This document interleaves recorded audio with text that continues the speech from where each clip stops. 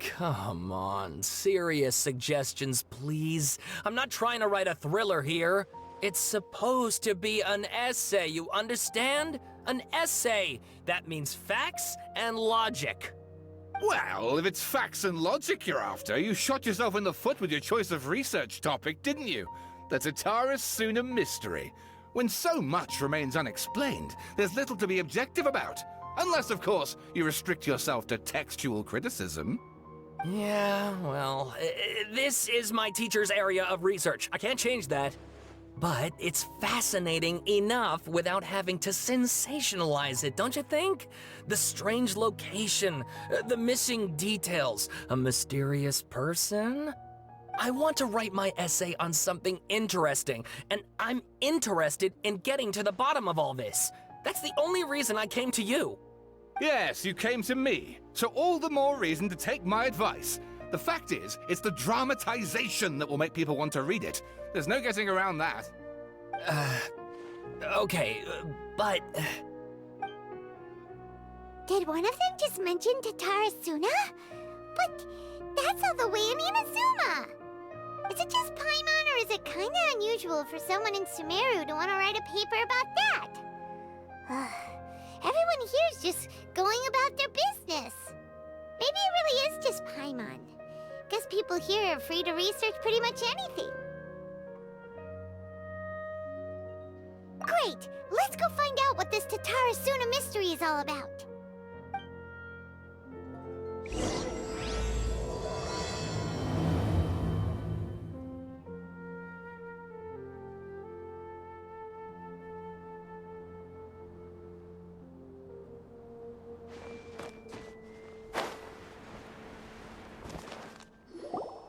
Alright, I guess I'll go with my textual criticism and your editorial direction for the first draft. I have a feeling that the missing Kabuki Mono will end up being the main focus of this paper. If only we knew where to find that traveler. From what they say about her, this seems like the kind of thing she'd know about.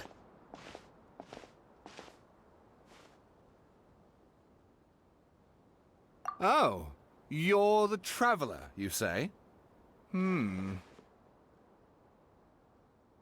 Hey, what's with that face? Don't believe us? No, of course I believe you.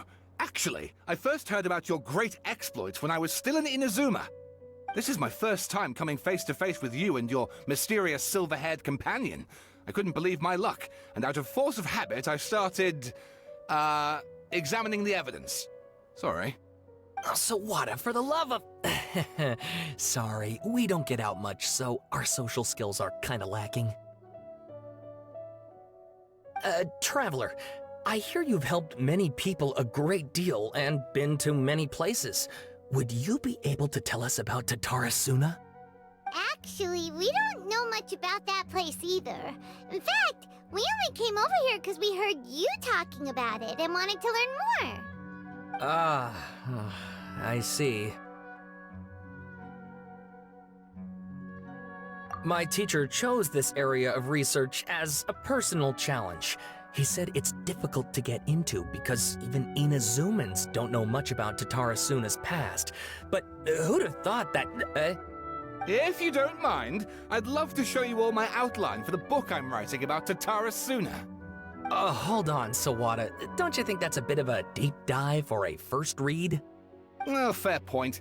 In that case, please ease yourselves in gently by taking a look at Akaba's latest essay draft. Let me give you some background. This all started with the discovery of some records in Tatarasuna. The writings mentioned someone by the name of Mikoshi Nagamasa, who crafted a fine blade. But in the end, he threw it into a fire to destroy it, and killed his servant Katsuragi. Why? Well, no one knows. Apart from the swordmaker, his servant, and the one who wrote this all down, the records also mention a Kabuki Mono. This seems to be an Inazuman word for an eccentric stranger. Someone who dresses funny or acts in an unusual way. That's right. Akaba's teacher has spent quite some time researching these events on the ground. This Kabukimono lived in Tatarasuna for a while before disappearing without a trace. And shortly afterwards, as Akaba mentioned, things got pretty ugly. So first this strange person goes missing, then a murder happens? Seems kind of fishy to Paimon. Yes, my thoughts exactly. So I helped out too. I asked everyone I could think of if they knew anything about what happened back then. And wow! Did I get lucky! Stop shouting! This part's important. I just wanted to make it stand out. It just so happens that a friend of mine works at the Government Records Office. He looked into it for me, and I can now confirm that all the aforementioned individuals did, in fact, live in Inazuma over 400 years ago. Even back then, Tatarasuna was already at the center of Inazuma's smelting industry. The man in charge was a government official named Niwa. Curiously enough, it seems like he went missing too.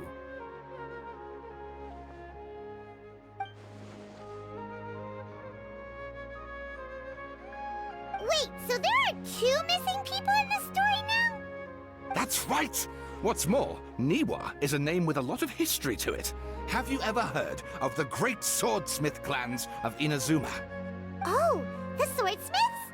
Yeah, like Ishin art and so on? Wow, yes. You really know your stuff. That makes things easier. So basically, this Niwa was a distant relative of the Kaidahara clan, the last practitioners of Ishin art. Something then seems to have happened in the Kaidahara clan, leading to their downfall. I don't know the details, but taken in light of everything else going on around that time, it makes you wonder whether it's all connected somehow. The Kaidahara clan? Sawada, you left out the biggest detail of all. Oh, yes, of course. How could I forget? Brace your minds, ladies and gents, for they are about to be blown. Or maybe you won't believe your ears.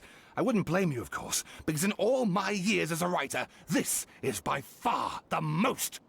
Get to the point, for Pete's sake. According to information acquired by Akaba's teacher, the Kabukimono was not a human, but a puppet. A puppet?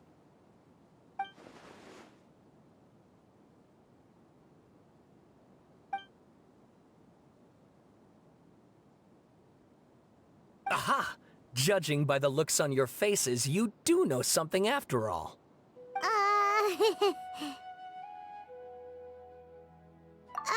No! Paimon just meant, how creepy! The way you described it makes it sound like a ghost story. I agree, it does. But considering that non-human races in Inazuma are by no means uncommon, spooky events are to be expected. And that's exactly what my book is about. Please, take a look.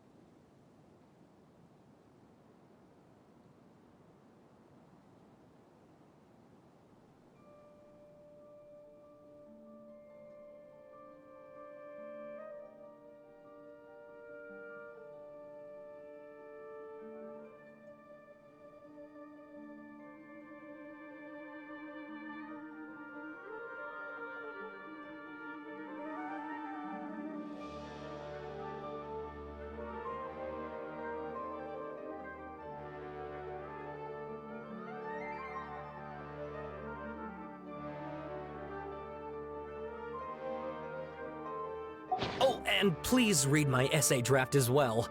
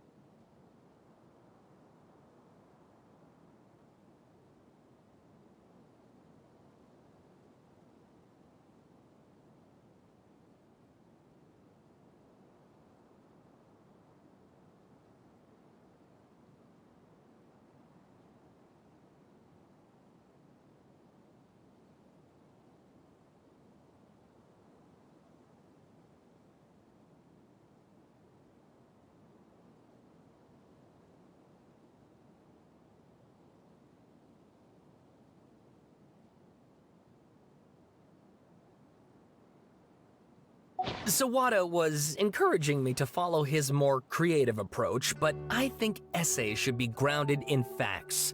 I don't think explaining everything away with mysterious forces will cut it. Oh, how about if I plug the holes in Sawada's narrative with political intrigue? Like, I could put a turf war between rival factions at the center of the whole series of events. Wait, you're allowed to just make stuff up? Pretty sure you've gone from essay to guessay there.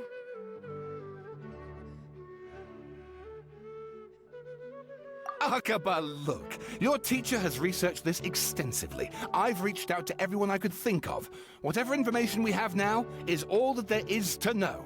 This is as much detail as you're ever going to get. Besides, if there really was a political power struggle going on at anything like the level you seem to be suggesting, what hope would we ever have of finding out the truth? Good point. Okay, back to the drawing board, I guess. Give me some time. I need to find a new angle on this. We have some other stuff to do, so we'll have to say goodbye for now. Good luck with your essay! All right, thank you. If you find out any more info about all this, please do let me know. Thanks so much.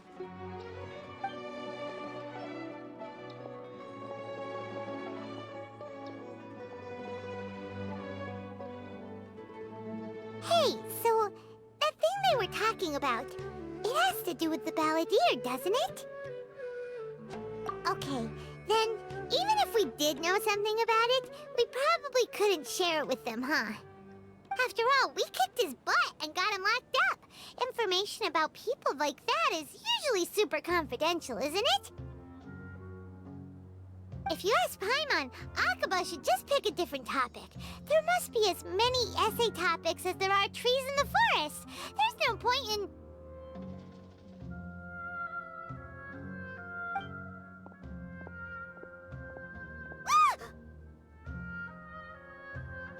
Hey, did you see that? He literally just went by, over there. It looked like... the balladeer! No, it can't have been. He got locked up. Oh, quick, let's catch up and see.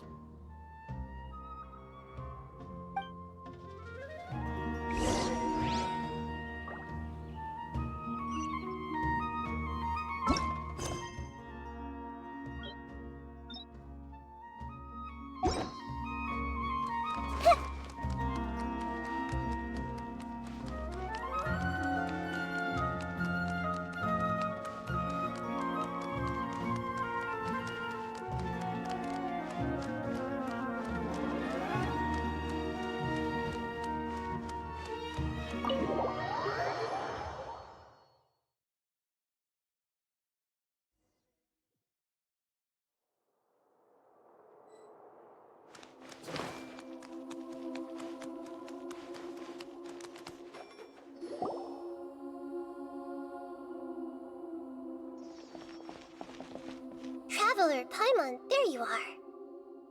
Nahida! Bad news. We just saw the balladeer strolling around in public. Did he escape or...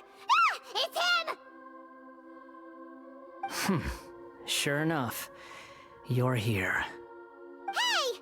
What are you doing in the sanctuary of Surasthana? Aren't you supposed to be lacked up? I know you must have a lot of questions. Please, allow me to explain. It was my idea to set the balladeer free. We made a deal, and he's gonna do some investigation in Irminsul for me. A deal? Huh. You sure you trust this guy? What did you expect? Why do you think Sumeru would keep me around otherwise? Or maybe killing me is all you can think about. But if that's the case, why haven't you done it already? Don't flatter yourself. It was... Nahida said there's still some mysteries in you to figure out. Ah, so if it were up to you, you'd finish the job? Guess I had you all wrong. There I was thinking you were just getting cold feet. Well, that escalated quickly. Not a good start. Could I ask you all to please calm down? But Paimon's worried about you, Nahida. Don't let him trick you. It's not every day you see people questioning the God of Wisdom's judgment.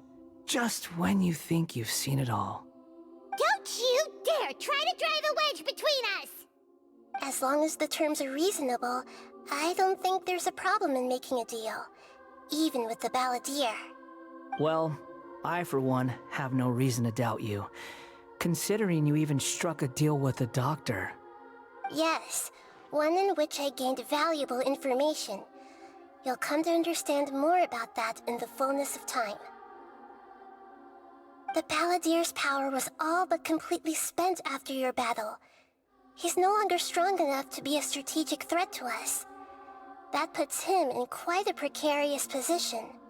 Plus, he's a former Harbinger with knowledge of many of the Fatui's sensitive secrets. Being stuck here in Sumeru could make him a sitting duck, depending on how the Fatui plan to respond. Wait a second. Former? You mean, he's not a Harbinger anymore? I take no pleasure in saying this, but it seems as if the doctor had no intention of welcoming back a loser, so... Sometimes it's you using them, other times it's them using you. Most human relationships are this way. Certainly all the stable ones are. That's how it was between me and the Fatui, and also between each of the Harbingers. So as long as you have some value to offer, nobody will ever abandon you. But after recent events, even I have to admit that I'm not worth quite what I used to be. Well, if the Fatui are gonna reevaluate my utility, I need to have a backup plan for myself. As we discussed, I don't like causing harm to living beings, and you said you need protection. So, why not join forces with us? I think these two have made their objection to that idea fairly clear, don't you? And they're your friends, so I guess you'll be siding with them. Yeah, obviously! Nahida, don't listen to him! Then let's put that discussion to the side for now. We still have time. Today can be a trial run. Where we go from here will depend on how well we manage to cooperate today. All right, then I'll do what we agreed. Good. Go now, and keep in touch. Nahida, are you serious about this? Yes. I have my reasons for this decision. In fact, I'm largely doing it for your benefit.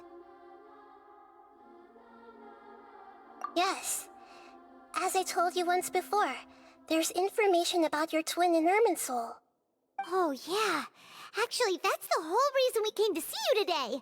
So, you have an update on that? Mm-hmm. You may remember me mentioning that the Fatui had not included your twin's details in the Descender category. This is an extremely important point. It's possible that the Fatui have other information that even I don't know about. And since the balladeer used to be one of them, he'll be better acquainted with this information than I am. He was granted the power to connect with Irminsul when he almost became the god of a new era. Even though he no longer has the Gnosis, some traces of its power remain in him. He can still connect. The amount of information in Irminsul is vast beyond description. Sifting through all of it without knowing what to look for would take too long, even for me. So I asked the Balladeer to search in Irminsul for any information about the Descenders. He's more familiar with this kind of information, and should be able to find it more quickly. Exactly! Or what if... Paimon just doesn't trust him! He's treated us as enemies every time we've run into him! I understand. But sometimes, everything is dictated by which side you're on. How things will go in the future depends on what information he brings back. And Traveler, I know what your heart desires most of all. Our minds have connected several times before. There is a corner of your heart reserved for an intense longing. A feeling of being all alone in the dark, searching for the one candle whose light still burns. As Sumeru's deity, it is my responsibility to be on guard against the Balladeer. But as someone who counts you as a friend, I want to do something for you.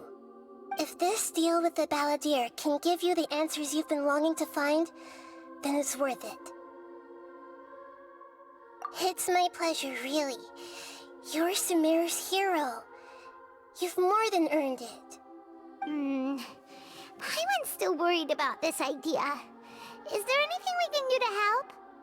I was going to contact you about that, but then you suddenly showed up on your own accord. Seems like we have a telepathic connection.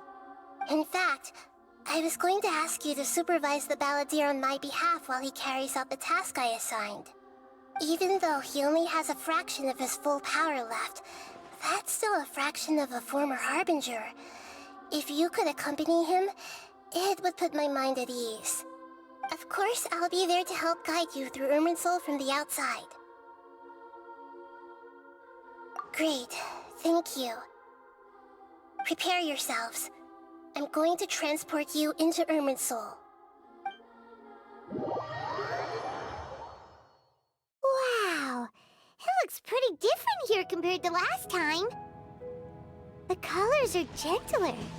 Guess that must be because Sumeru's at peace now.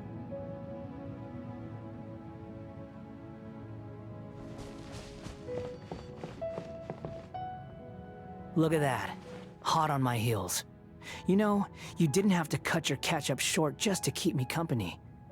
Oh, but I guess you panicked when you realized that I might enter Irminsul ahead of you. Shut your beak, jailbird! No way a prisoner gets to be so smug! I understand that prisoners have to put up with harassment from the guards, but right now, I'm on temporary release. So maybe you should think about backing off a little. Sounds like a successful rendezvous. I need to be quite clear about something. In a few moments, you'll be entering into the innermost region of Irminsul. It is an environment like no other, and the most important place in all of Sumeru. Unlike anywhere else, Irminsul's inner region consists exclusively of torrents of information. You must put aside your differences and be extremely careful as you navigate your way through. I know there are many grievances between you, on both sides, but it is essential that you remain calm after entry. This is as much for your own safety as anything else. Fine, let's call it truce. But only until this mission's over. Let's cut each other a little slack, shall we? We are gonna be traveling together after all. Per my agreement with Lesser Lord Kusanali, I'll be at the front. It's my job to lead the way and get rid of any obstacles in our path. All you have to do is keep your pretty eyes open and try not to fall behind. You sure are confident. Paimon will give you that. You make it sound like you're even more experienced at adventuring than us. If there are no further objections, I suggest we get going. Or did you need some time to mentally prepare yourselves? Ew! snark on this guy. It's unbearable.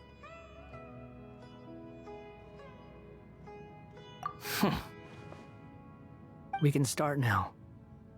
Irminsul access granted. Initiating connection procedure.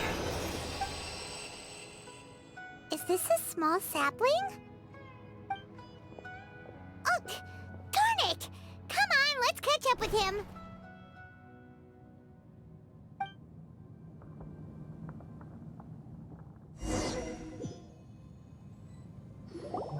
Wow!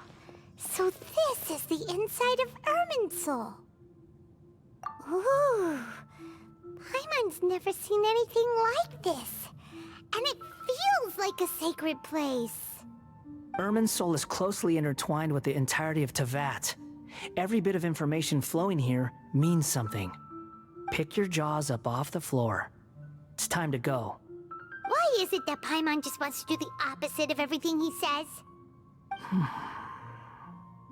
Lesser Lord Kusanali, we will now proceed to the heart of Irminsul.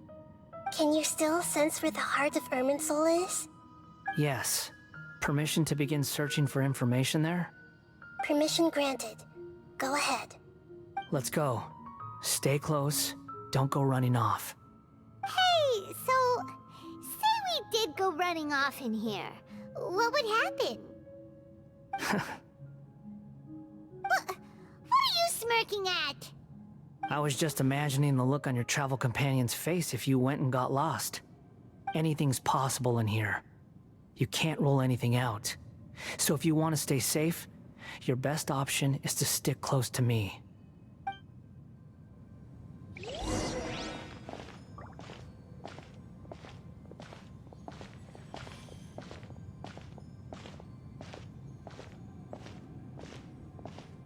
These sapling things have spread out. Those are all packets of information from inside Irminsul. Be careful not to touch them.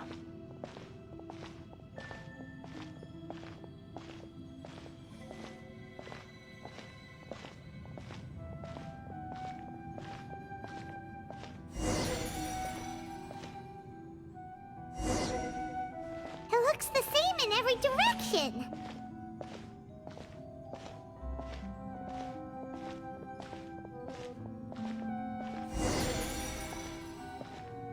No wonder he mentioned about getting lost. Huh. What do you know? He was actually telling the truth. Is he mocking me again? What is it this time? There's a time and a place to lie, but this definitely isn't it. So why don't you relax your guard a little?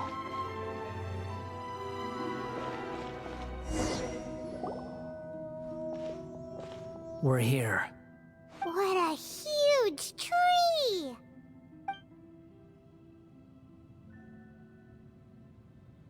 Lesser Lord Kusanali, Good, you made it. Are you ready? ready when you are. Then please begin. Preparing to access cognitive currents. Establishing waypoint. The Balladier's actually doing what Nahida tells him. Guess he must want to stay alive.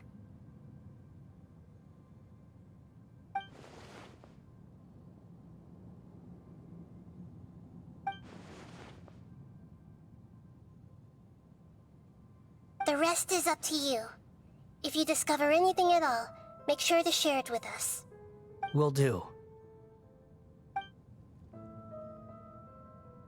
Huh. For once, we're the ones with nothing to do. Traveler, Paimon, would you like to talk?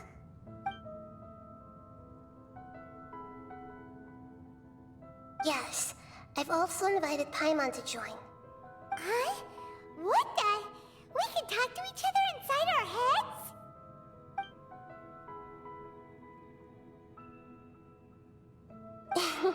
That's part of it. Plus, we're all friends. There's nothing wrong with us talking like this once in a while. Paimon's never tried this before. This is great! So, Paimon's been wanting to ask you something.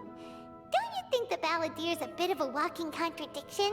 He's always talking back, but he seems to listen to what you say.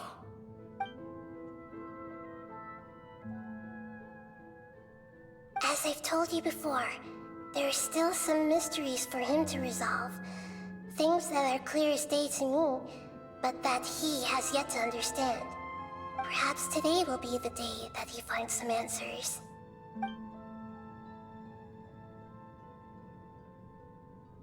Well done. Smart and attentive as always.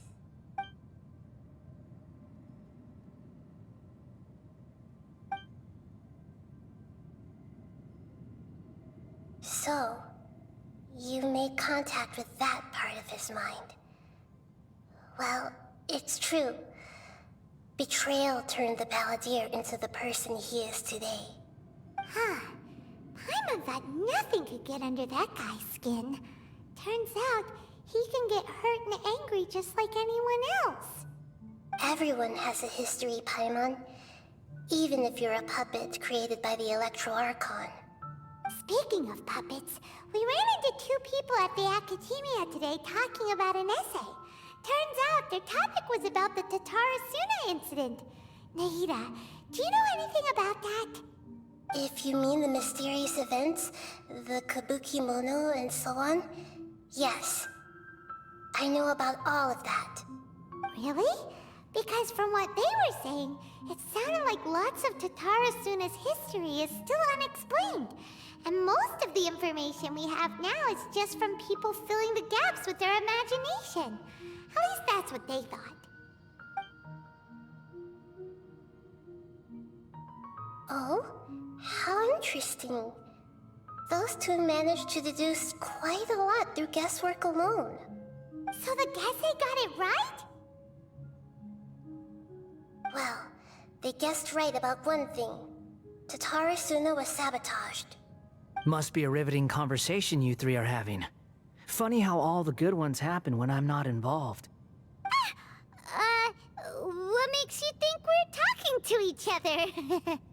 Don't insult me. You're having a private conversation without me. Obviously, I must be the topic of said conversation. Of course you do. You can't have your prisoner knowing too much. So, have you found anything yet? Still looking. Don't get your hopes up, though. You and your twin come from outside this world. It wouldn't surprise me if there was nothing on either of you in Irminsul at all. Wait! How did you know about that? Did Nahida tell you? It's not like we've never met before. And anyway, you're world famous. It'd be more surprising if I didn't know a few things about you. Right now, we have to keep the peace. I'm not interested in creating more misery for myself. And making cordial conversation is something I can manage. Huh? Wait. This light. It looks similar to those saplings. What could it be? Anonymous data. Hey, don't you forget the agreement! You have to share it with us! Shh. Just wait. Mr. Niwa, are you certain this is worth the risk? We are talking about Tatarasuna's furnace, after all. It may not pay to act rashly. There's no one else who can enter the furnace. It has to be me. Is that so? Well, since you insist. It's...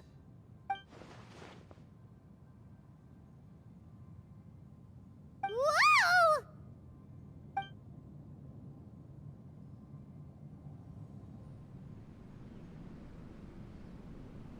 I have been in Tatarasuna for some time now. You have shown me great hospitality, as has Mikoshi Nagamasa, and indeed, everyone else. Under your leadership, Tatarasuna is a warm, welcoming place. Like a giant village. People are gainfully employed, their lives have purpose. They are motivated.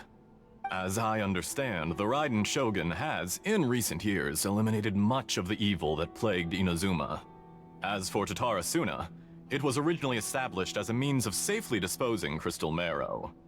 The forging industry with crystal marrow as a raw material has since flourished, giving rise to generations of swordsmiths. Some world-renowned, others unknown, all passing on their legacy. Skills, blood, dreams. Every smith brought into this trade looks to find their purpose between steel and blade. That is why you accepted the proposal brought to you by myself and Akame. Yes, well, were it not for you coming to Inazuma and happening to make Akame's acquaintance, the two of you never would have joined forces. And he would be the first to admit that there's no way he could have revolutionized our forging process like this on his own. At least not on the same timescale. You allowed Akame to take all the credit for a method that you jointly developed. He sold it to me, and now every piece of ore here is smelted using the new technique. Even now, you remain one of Tatara Suna's key consultants, working right here alongside us. I believe it is you, sir, who are truly responsible for the changes in our manufacturing and forging methods. You flatter me. From the outset, I saw much that was commendable in the forging industry of Inazuma, and it has been my great honor to befriend you all. So you say, Escher. But is this really the truth? My good sir, what do you mean? I tried to resist thinking it was all connected, because I didn't want to speculate, and I didn't want to believe that things could turn out this way. What have we gained from adopting your new technology? Ominous black smoke? Mounting production problems? Worker fatigue and casualties are up and continuing to rise at an alarming rate. And recently, as you well know, someone died because of that strange filth inside the furnace. We've kept the truth from spreading outside, but still, I suspect you understand it better than I do. None of the people who went out to get help have come back. Now, our mutual friend, the Kabuki Mono, is taking the Golden Feather to Narukami Island to seek an audience with Shogun. This is our last hope.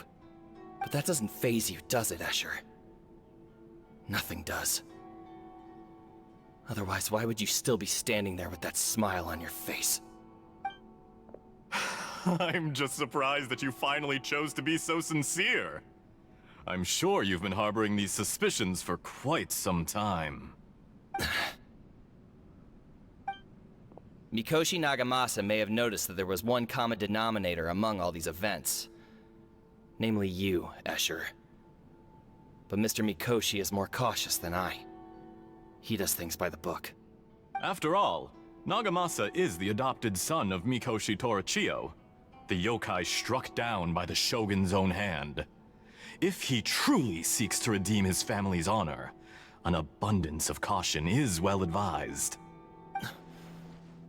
You're well informed on the subtleties of his situation for a mechanic all the way from Fontaine. Are you sure you're not a little overqualified? Why, Mr. Niwa, are you suggesting I find a job as a diplomat? Sadly, I am so very attached to my craft. Enough, Escher. I'm here because an evil force is raging inside the furnace.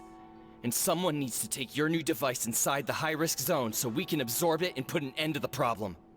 I'm in charge here. And I'm about to take some responsibility and head inside. Probably to my death. But what about you? What are you still doing here? Judging from the look in your eyes, you don't seem to trust me. Drop the act! We're past that now. Whoever you are, it looks like your plan to destroy Tatara Suna has worked. I just want to know what you're still doing here. What's left? Don't you have all your answers by now? Honestly, I'm just waiting for the right moment. A moment like this, where you finish talking and I stop you from entering the furnace. You...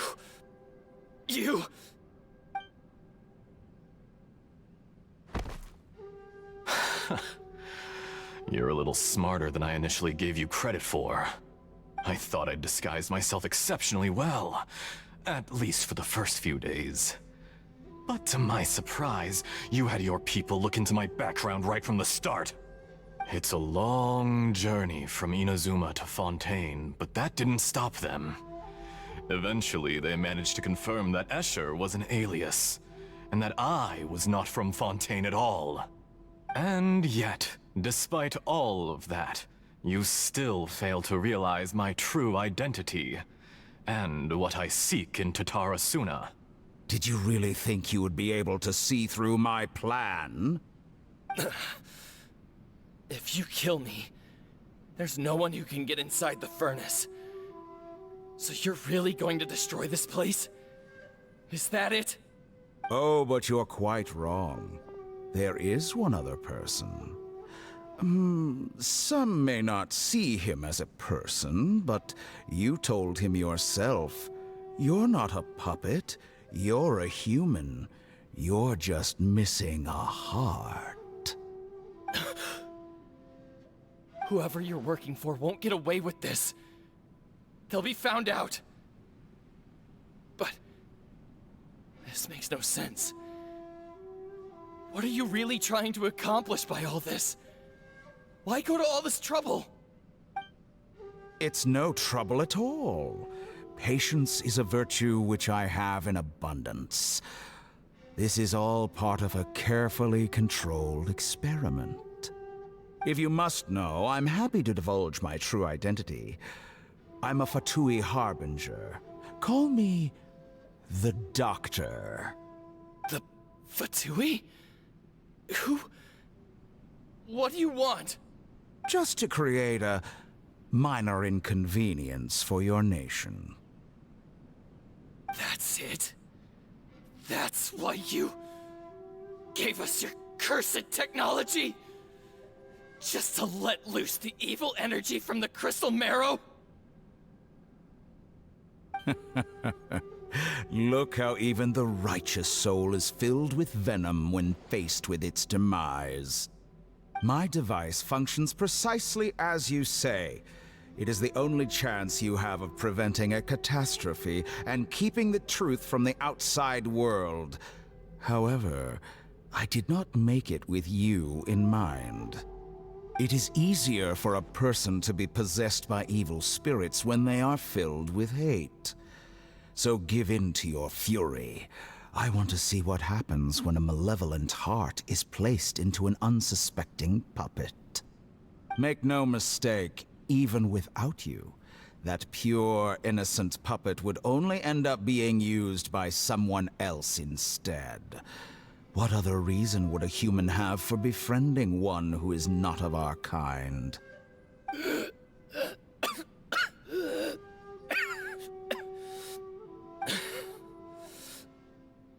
If you give him my heart, tell him that both Nagamasa and I see him as one of us. He has nothing to prove to anyone. Because not everyone just wants to use other people. The only ones who think like that are people like you. What a beautiful way to see the world. It almost makes me feel a little guilty. Then out of respect for you, I shall redefine myself. Think of me as a monster or a demon, if you wish. At least this way your death is not a consequence of your own folly turning you into an easy target. You simply lost to something more powerful than you could ever hope to defeat. I say, Mr. Niwa, let's see what happens. Will your puppet friend become a human? No, that will prove quite impossible. Mr. Niwa? Already dead. What a pity. Jester, I have completed the task you gave me. Creating a gap and infiltrating Inazuma's inner workings. What fun it was. I'd like to introduce a puppet to you. If he proves useful, let's make him our newest comrade. And if not, let's turn him to dust.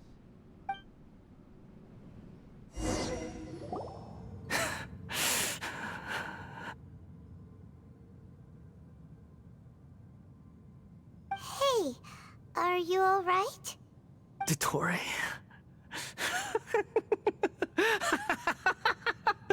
Dottore!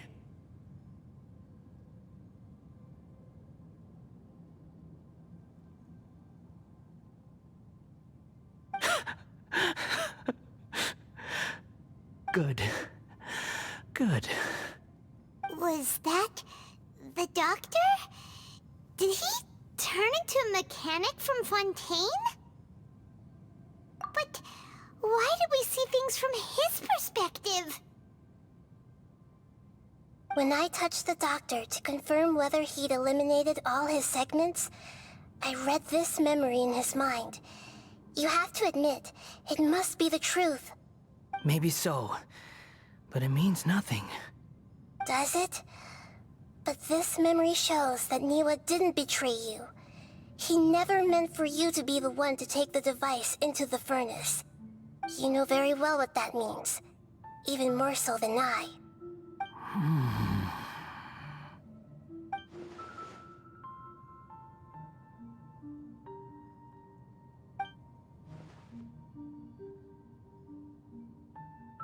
Let's give him some space. He looks really mad. Paimon doesn't want to be anywhere near him right now. We need to give him some time to process his emotions.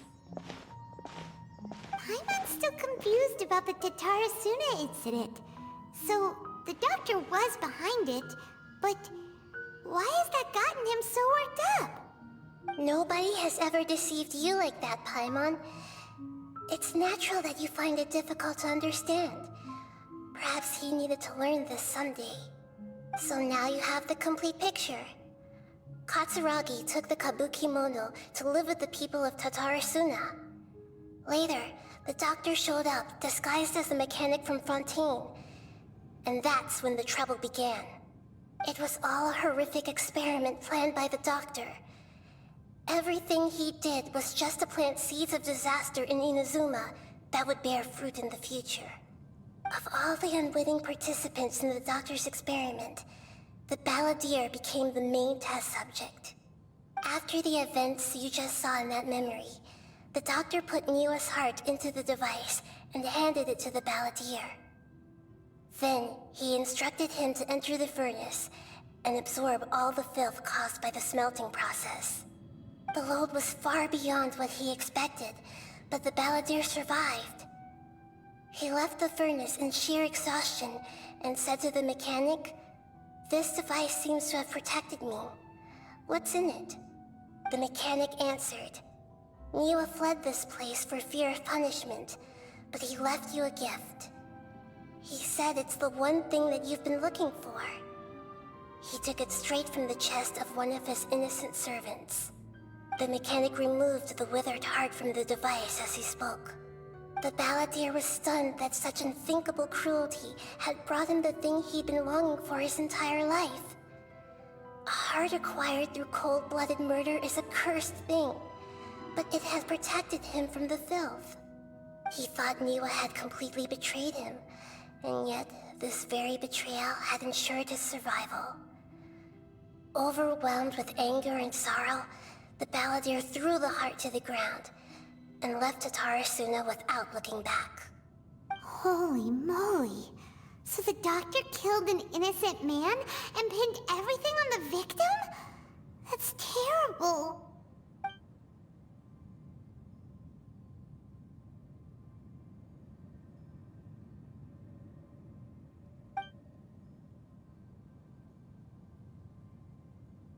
Yes.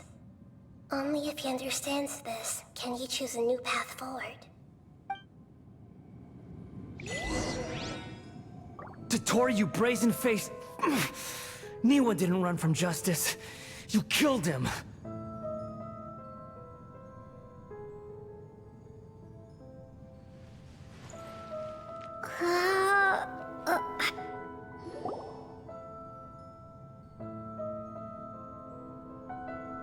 Shall we see how he's doing?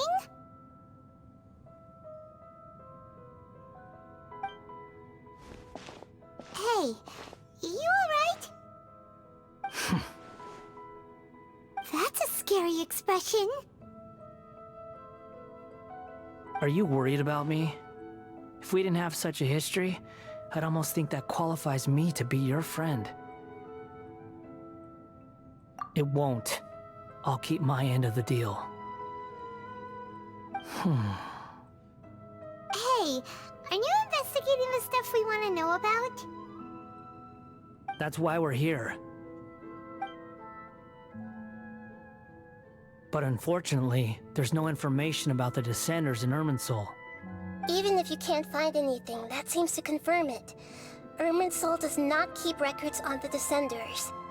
Anyone who comes from beyond this world is not counted as part of Tevat. Oh, does that mean we have to leave empty-handed? Don't thank me just yet. You look really upset. Well, since Irminsul was a dead end, I guess I can share some other info that might interest you. Huh? About what? The reason why there are records about your brother in Irminsul. It might have something to do with Conria. Apparently, Conria was his first destination when he arrived in this world. Plus, he only came to this world because the heavens responded to the summoning. The heavens responded? The Jester told me this himself. You can take his word on this. He was a royal mage in Conria, and lived with your brother for a time. I don't know the details. It's up to you whether you want to believe me. All I can say is, I wouldn't lie to you about this. Did you get all that, Lesser Lord Kusanali? Yes. Astonishing news. Does this info count towards my mission? It wasn't from Irminsul, but was it valuable? Very valuable. Good. In that case, I'll take some time for myself now. Huh? What have you done? Lesser Lord Kusanali was right. My power's all but completely spent. Even if I use all of the divine power left in me, I can't sustain this shield for very long. I shared a secret with you, and now you owe me. So in return, I'd like you to answer a question for me. Give me your hand.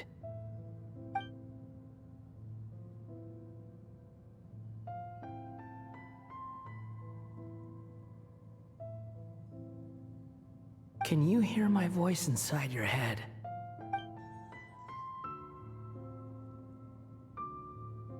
No, I can't do anything like that anymore. At most, all I can do is exchange a few words with you. So tell me, in this world, is it possible to change the past?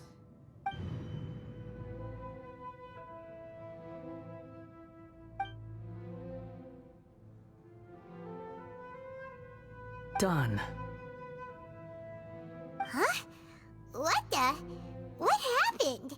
Paimon only saw you hold hands for a second. Nothing. I was just thanking her for helping me.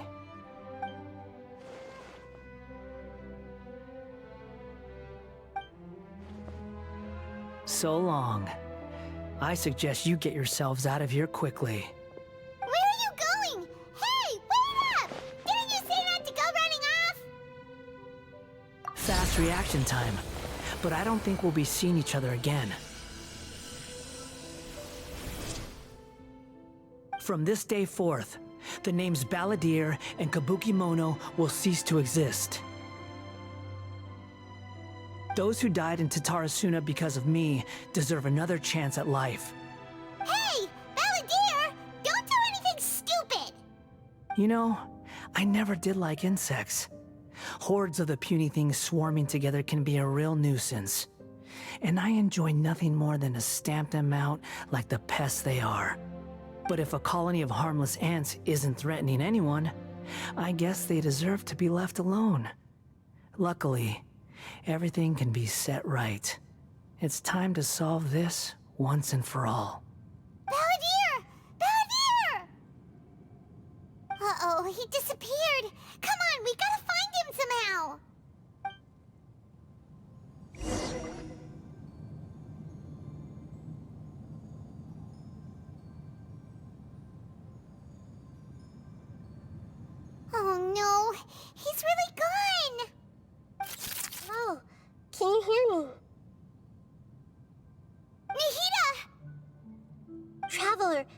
Paimon, Paladיר, what happened just now? I was suddenly cut off by some kind of power.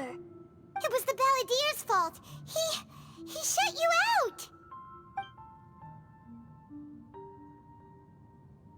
I didn't think he'd be capable of something like that with so little power left. Did he keep some of his power hidden when he was defeated? Or did he achieve something beyond his abilities, and it took everything he had? Where the heck did he go? Ugh, it's all our fault. We were supposed to keep an eye on him.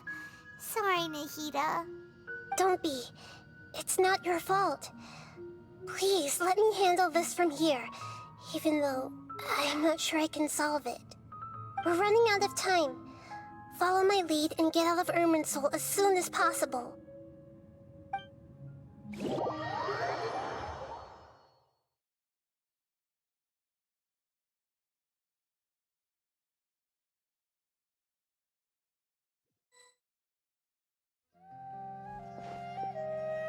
We're out! And we're at, an inn or something? This is an emergency. I'll have to ask you to stay here for now. Everything's arranged, and nobody will disturb you. I'm sorry, but this isn't something I need your help with. Leave this one to me. An emergency? How bad is it? Nahida, will you be okay? Don't worry. If my assessment is correct, though there may be some minor disturbances, it won't lead to a disaster. Please rest and recover your strength here until I say it's safe. Her voice has gone. Paimon can't shake the feeling that something really big has happened. What do you think the Palladir meant? And why did he suddenly grab onto you before?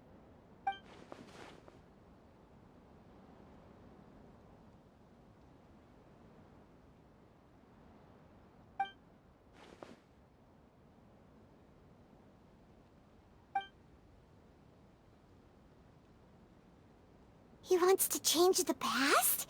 But surely that's impossible! Right! You can't just rewrite history! All that stuff happened already in real life! It's like, imagine Paimon drank all the water in this inn. Even if no one was there to see it, Paimon would sure as heck remember drinking it! So, why does Paimon still have a bad feeling about this?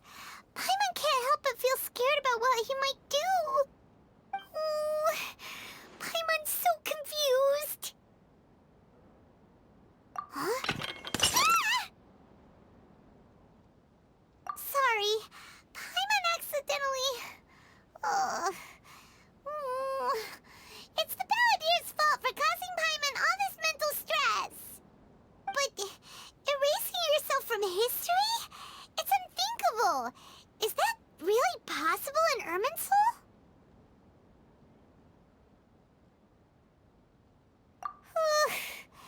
Uh-oh. Paimon's head is overheating from trying to understand what he's up to. And it's still not working. Ugh. Paimon's had it with that little brat. He's been nothing but trouble ever since we met him. There's no way he'll actually succeed, right? Otherwise, won't everyone who's connected to him be affected too?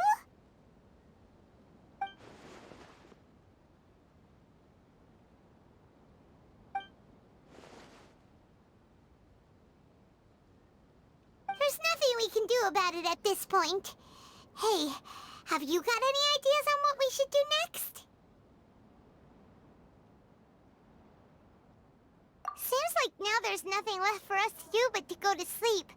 But Paimon's still so worried. Paimon won't be able to sleep a wink tonight. So, how about, we list all our favorite foods to take our mind off things?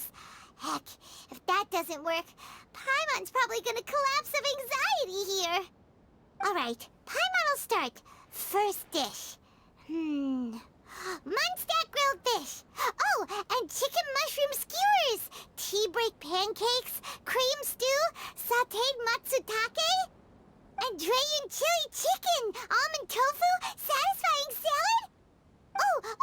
Also, Adeptus Temptation, golden shrimp balls, triple layered consomme, lotus seed and bird egg soup, and...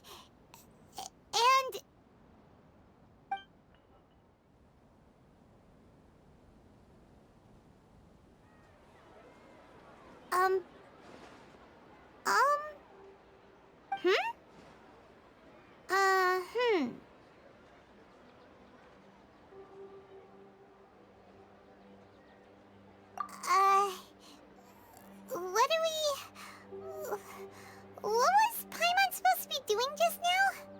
Paimon was, talking? Huh.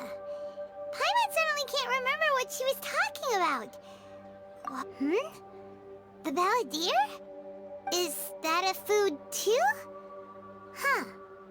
Weird name, though.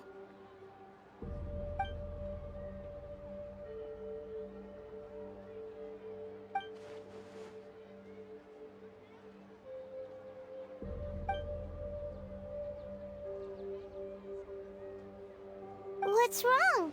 Your eyes are like saucers. Was it something Paimon said? So, the Balladeer. Is that someone's name? 'Cause it sounds like a nickname or something.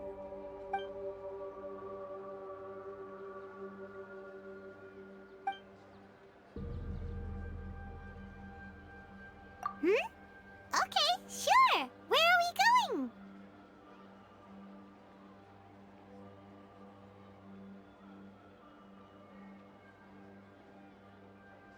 Huh?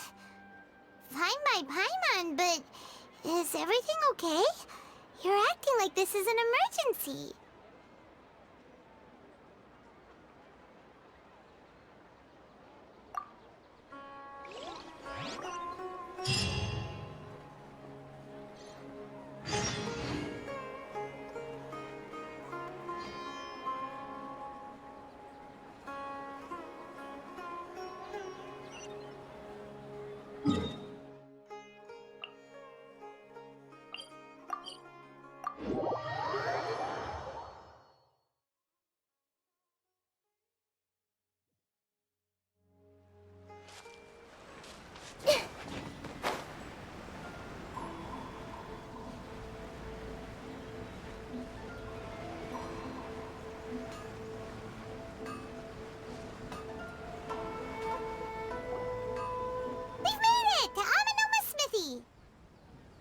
Ah, it's been a while. Of course. Go ahead. Oh. Now there's a question I wasn't expecting. Very well. I'll tell you what I know once more. The once renowned Raiden Gokuden, comprised of 5 branches. Amenoma, Futsu, Ishin, Hyakume, and Senju. The art of forging practiced by these 5 clans was first taught to them personally by the almighty Shogun. Over time, the 5 branches diverged from one another as generations of bladesmiths honed and perfected their craft until they became 5 distinct traditions. Most of the great swordsmith clans of old have since fallen into decline, and for a long time, only the Amenoma branch kept its art alive. But fortunately, Kaede Harakazuha recently returned to Inazuma and took up the mantle of the Ishin art. Now, 2 clans remain of the original Gokuden 5. If my memory serves me right, you yourself were present when he forged the Ishin blade. Oh, yeah, we were! Paimon remembers that now. We learned a bit about the decline of the Raiden Gokuden then, too. It seems like such a shame.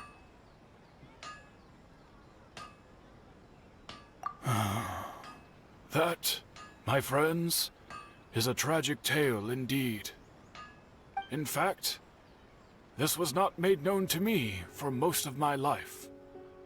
All these years, I knew of those great clans' demise, but never the cause. Only recently, when the question was on my mind, did I ask Kaedehara Kazuha about this. He told me that, as we are both heirs to a branch of the Raiden Gokunin, it was right that I should know the truth. There is no harm in telling you, but I must warn you. It is a dark and sorrowful tale. The Raiden Gokunin were the targets of a murderous rampage by a vengeful bladesmith. Vengeful? Why?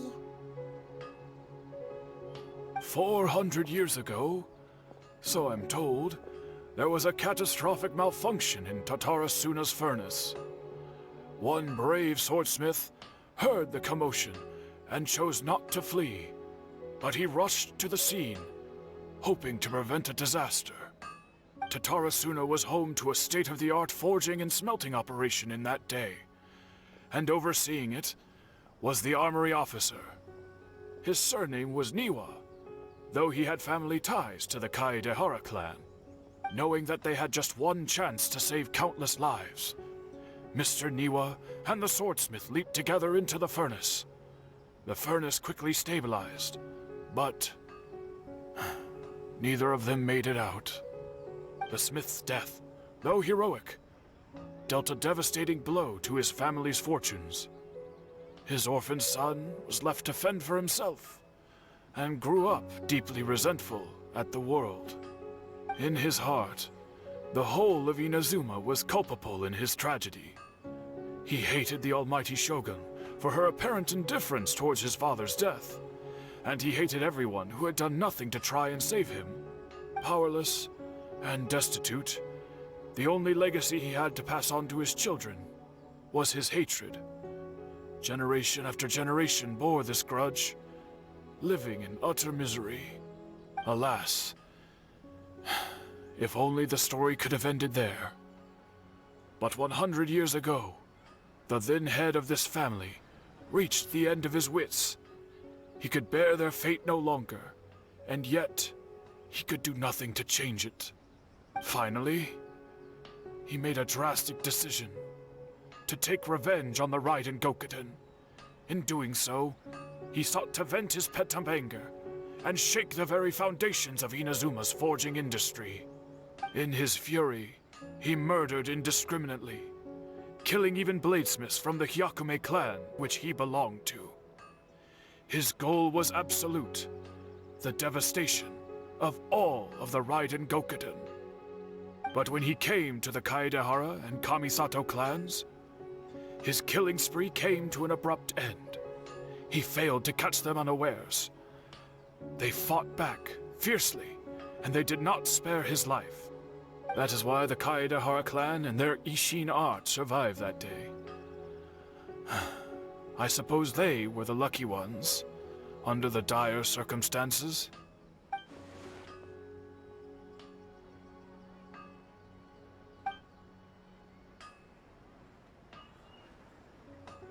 Was there anything else you wanted to ask? Kazuha? Why, yes. Just yesterday, in fact. We spoke for a while over some tea. He seemed well.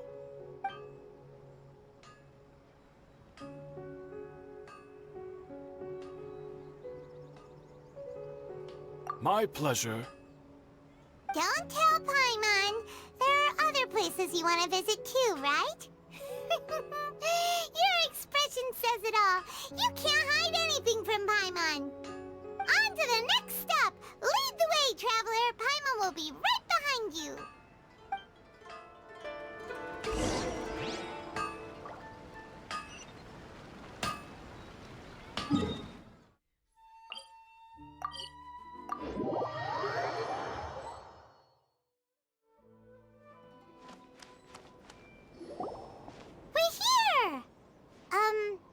This is the Yashiro Commission's headquarters, so...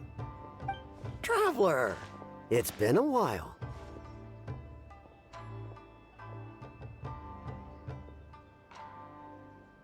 If you're looking for the Commissioner and Miss Kamisato, I'm afraid your timing is unfortunate. They're not here right now. Are they out on business? The Commissioner is out on business, and Miss Kamisato is standing in for some meetings in the Commissioner's place. If it's urgent, you're welcome to wait inside until they get back. What do you think? Shall we go in?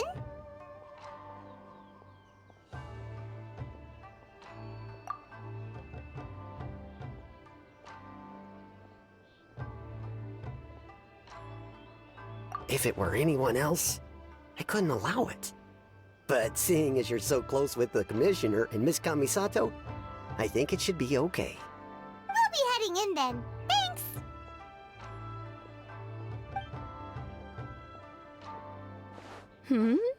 Hello, dears. Is there something you want to say? Of course, traveler. Yes, I know who you are. Miss Kamisato has told me about you. What would you like to know? Oh, they're both very well indeed. Lately, Miss Kamisato has been rather busy attending all kinds of meetings and occasionally paying visits to some local organizations on the Commissioner's behalf. As for the Commissioner himself, well, you know, busy as ever. That much hasn't changed.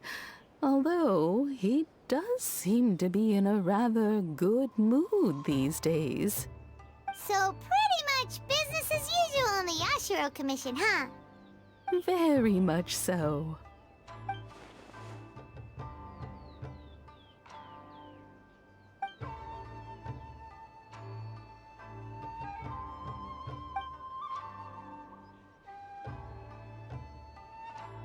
Well, got any more questions?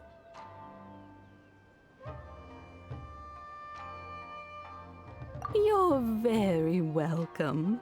In fact, I would love nothing more than for you to come and visit more often.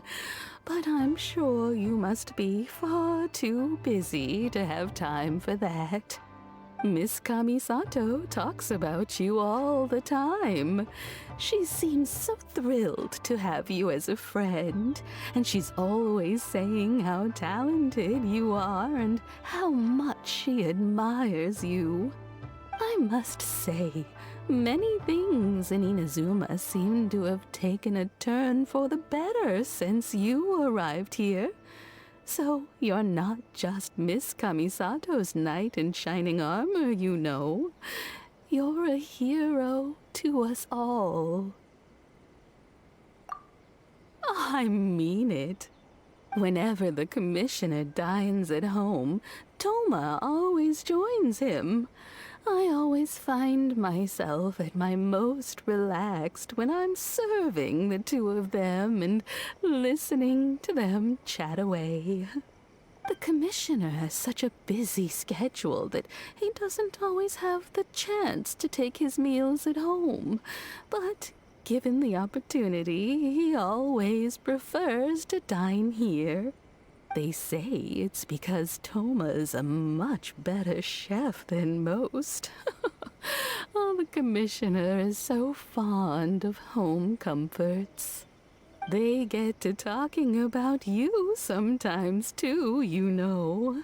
Always with a very fond tone. The way one would talk about dear old friends around whom one can truly be themselves. Miss Kamisato occasionally joins them as well. Whenever the whole family gets together and they start talking about people they've met and experiences they've had, you always get a mention. It's been many years now since the late Mr. and Mrs. Kamisato passed away. Much has happened in the Kamisato clan in that time. As someone who is old and gray enough to have watched their son and daughter grow up, It makes me so happy to see them meet a dependable friend whose company they enjoy so much. So, in the future, if you ever do have the time, please know you are always very welcome at the Yashiro Commission headquarters. There will always be at least one old lady who would be delighted to have the pleasure of your company. Wonderful. Thank you. Paimon likes it here too.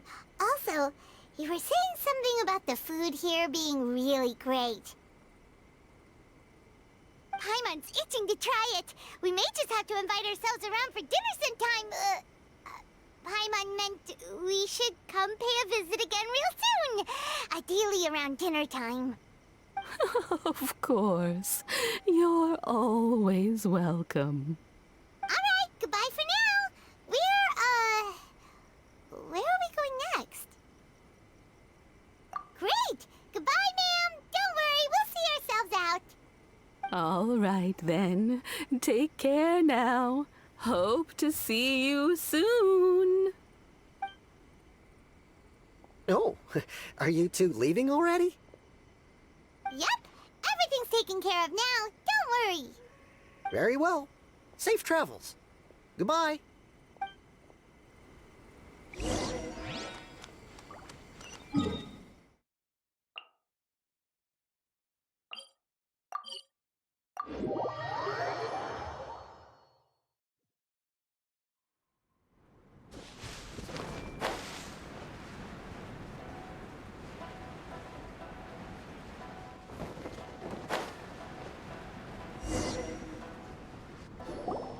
Well, here we are. But what are we looking for? Something or someone? Do my eyes deceive me, or is that the Traveler and Paimon? Xavier, what are you doing here? I was in the general area, and now I'm in this specific area. There, that's me. So what about you two? We have some questions and thought you might be able to help.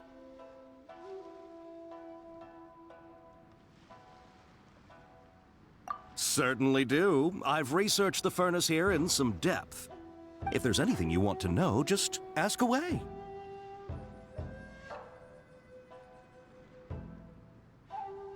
Like the back of my hand? Make no mistake, I have been here a good many times before. Not only that, but I've met people in Inazuma whose families used to live in Tatarasuna years ago. They said it's all true, the history here. Oh, well, it's a long story, don't you know? The tale of Tatarasuna starts a long time ago. I'm told that its history is one of the most foremost forging and smelting operations in the nation, goes back around 1,000 years. Still, the furnace has had a couple of serious maintenance issues along the way. A couple? When exactly? One was just in the last few years, the other was several hundred years ago. A fun fact, I'm not the first Fontaine tech guy to come and work on it either. There was a guy back then too. They say he was a mechanic who consulted on a technology upgrade. It seems like the technological collaboration between our two nations goes back a long way. How about that?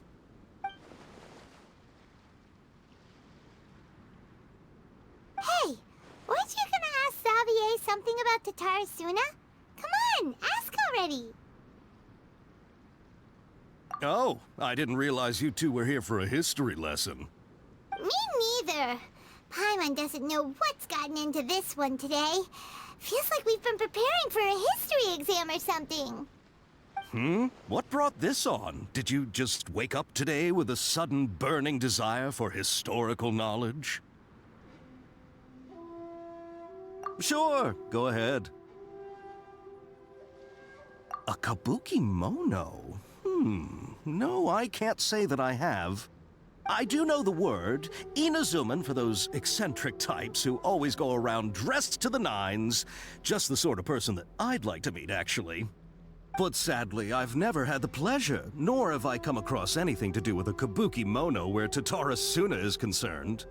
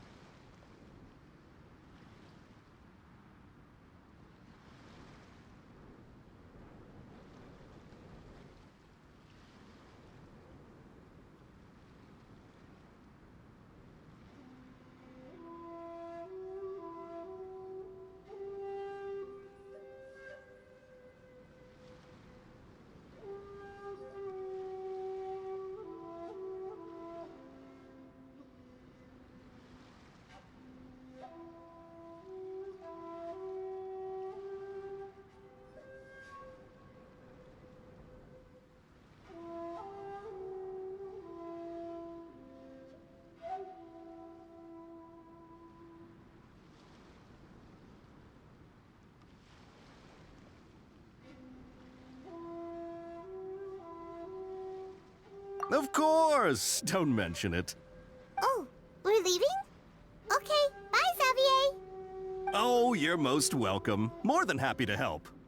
Farewell. Looks like you got all the information you're looking for. Sure, but what's up with you today? Whatever it is, it seems like it's really troubling you. Keep your smile, Spinal Crocodile. No matter what happens, Paimon will always be there for you. Come on, you gotta keep it together. Why don't you grab something to eat? You can't go facing life's challenges on an empty stomach. All right, let's head off and go meet Nahida.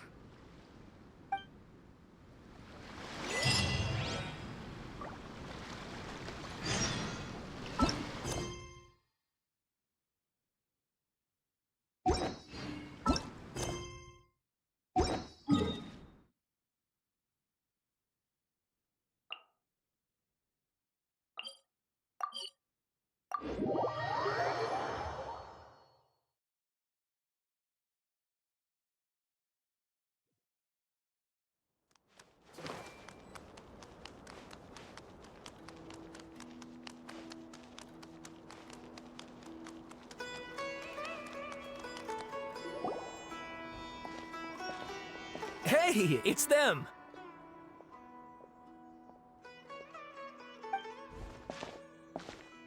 Akaba, Sawada, you're still here?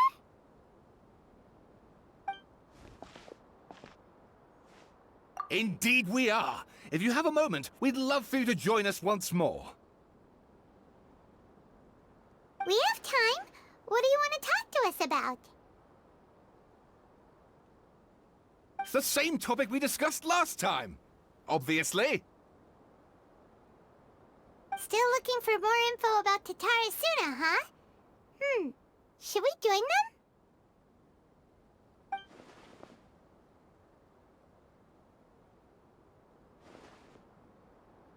Unfortunately, we haven't made any real progress. Huh? Oh, of course.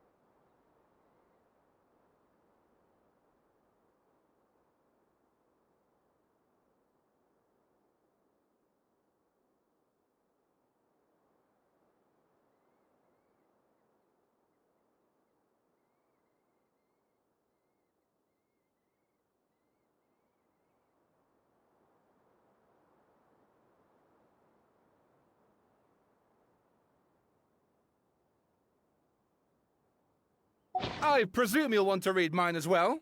Here.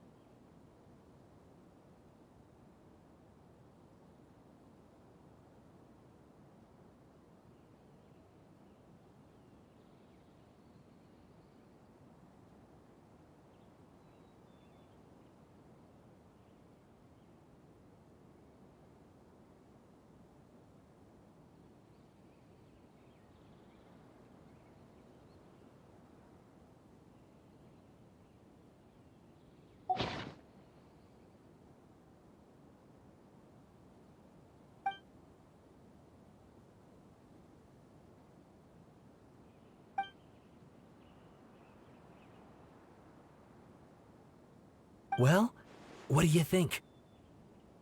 Hey, Traveler. Remember how last time Akaba was saying how he wished he could gather more information about all this? Well, we just got back from Inazuma. So how about we tell them what we learned? What did you find out? Something big? It's a long story. Basically, we have some friends in Inazuma, and...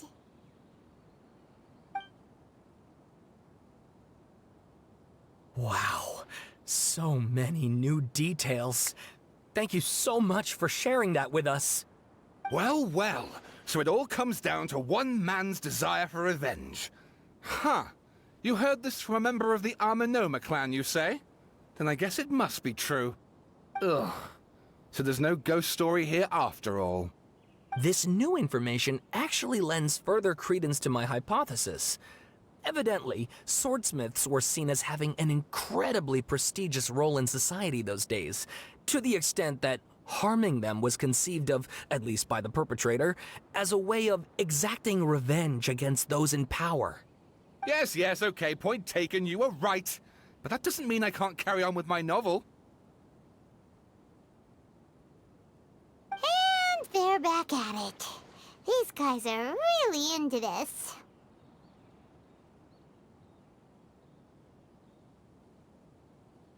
Oh, so sorry. Look at us, prattling on about our projects and ignoring you. Thank you so much for the information. You're welcome. See ya. Keep us in the loop if you find out anything else. Will do.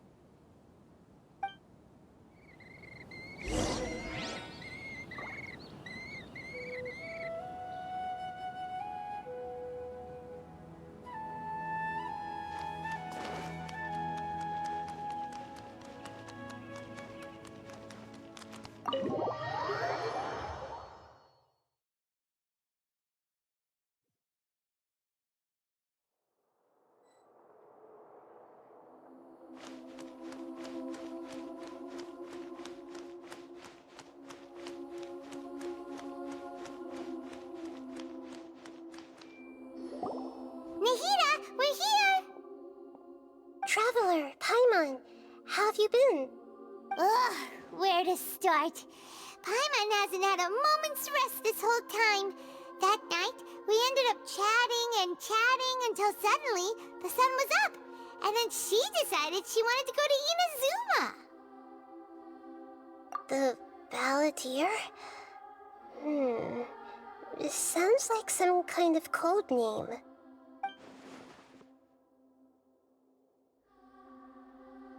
You look troubled. Is there something you need to tell me?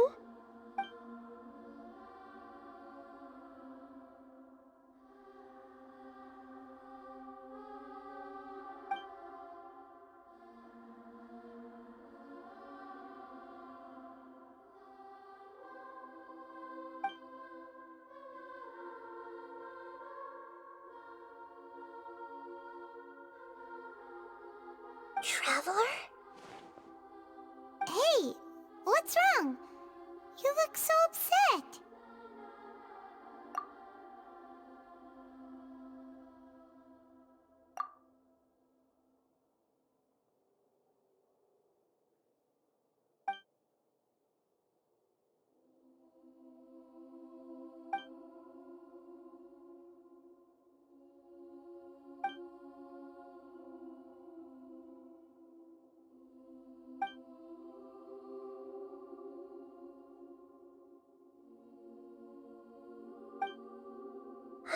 That's quite a story. So, this puppet known as the Balladeer erased himself from Irminsul, hoping that he could change the past. But how was he even able to do that? As the Traveler said, he very nearly became Sumeru's deity. Admittedly, I remember it a little differently. I don't recall finding anyone inside the machine after we defeated it. Nevertheless, it does make sense. If someone were to successfully erase themselves from Irminsul, the world would change to reflect the new reality. So, you believe this person really existed, and we just don't remember him because... well, because he literally changed the world? Yes. Theoretically speaking, it is possible to do this. But I'm struggling to imagine the kind of person who would dare go through with it. The Traveler comes from a world beyond to that.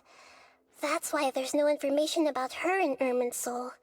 And it also explains why any changes to Irminsul wouldn't affect her. So if there's anyone in the world capable of retaining memories from a past that has been rewritten, it's you. It's quite incredible when you think about it.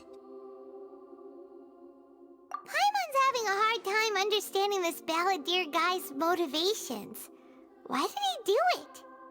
I can only make inferences based on the information we've been given. As for what kind of person he was, only you remember that.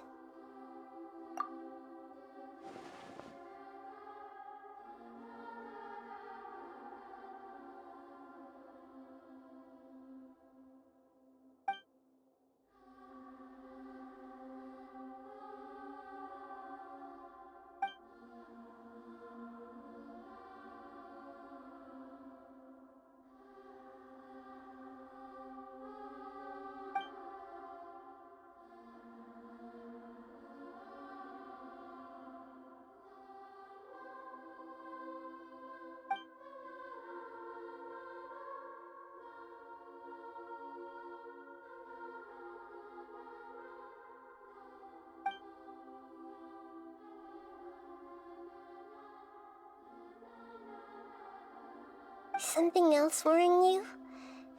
Something that you can't share? It couldn't change the fate of the ones who had died, right? Once the balladeer realized he hadn't been betrayed after all, it must have completely changed his view of the people of Tatarasuna. Now he saw them as friends again. He couldn't keep hating humans after that, and if he thought there was a chance he could save his old friends, it would be hard not to try. The story makes sense, every part of it. The balladeer tried to achieve godhood with the doctor's help. He was unsuccessful, but retained the power to connect with Irminsul. That power then enabled him to change what was recorded in Irminsul and erase himself, even though he didn't have much strength left. Yeah, it does make sense, but it still ended in tragedy for his friends. It just feels so hopeless. He gave everything to do this, but it seems like he got nothing in return.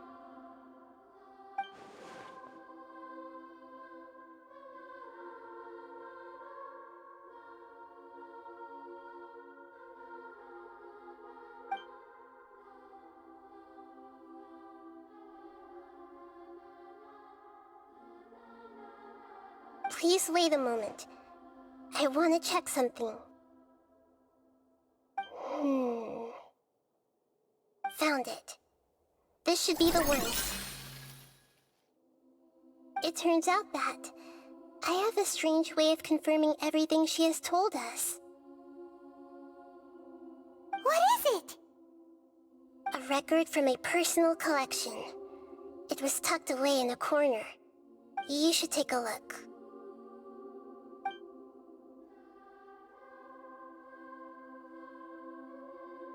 Is this a fairy tale? Who wrote it? I authored this record myself. Huh? You wrote a fairy tale that somehow has something to do with the balladeer? When combined with the Traveler's narrative, it's clear that this story is an allegory. Everything in it is a symbol for something else. Hold on. So this record survived from the past? Yes. Any information about the balladeer or the kabuki mono in other records will have been changed. But I wrote this story in a way that means it was left intact. Changing the information in Irminsul changes to that. But Irminsul can't change information that was well hidden in advance. I guess I must have written this story as a backup before the Balladeer entered Irminsul. That's incredible!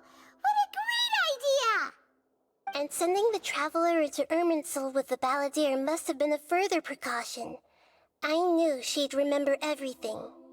This story is abstract enough that it still resonates with the present information recorded in Irminsul. But if we connect all the different pieces together, the true story that emerges is the one she told us. The now erased life of the Balladeer.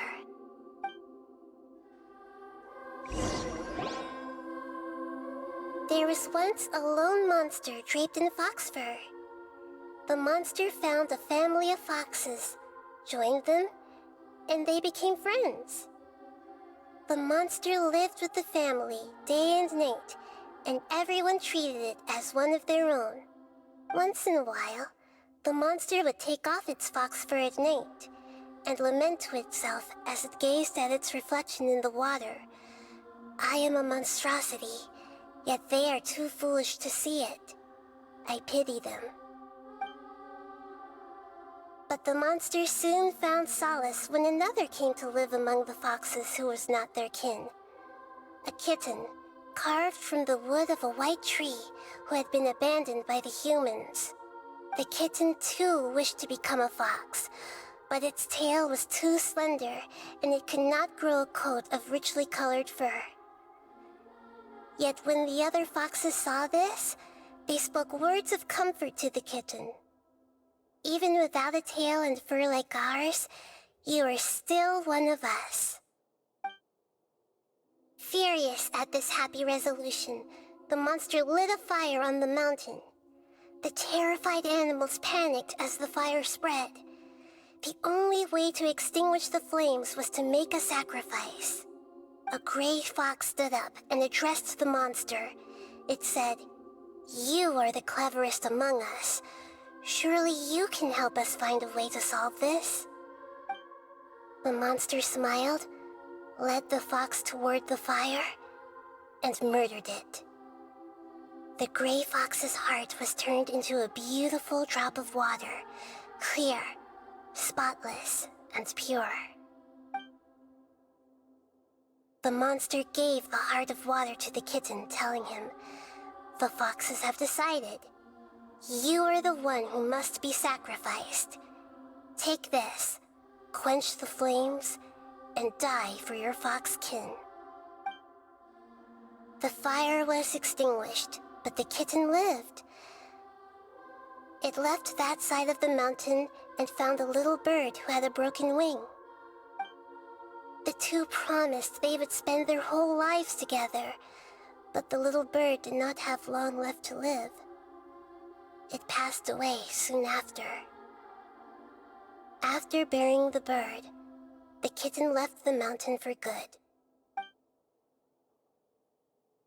Never again would it cherish a single creature, nor a single blade of grass that stood on that mountain. The kitten spent the nights wandering aimlessly, gnashing its teeth at the moon. How it wished to swallow the moon and devour the moonlight. If the world could only return to darkness, then it would finally be peaceful and content. I will become the new moon, the answer to everything. Then, no one will know that there were once birds, foxes, and cats in this world. And no one can know that they were different.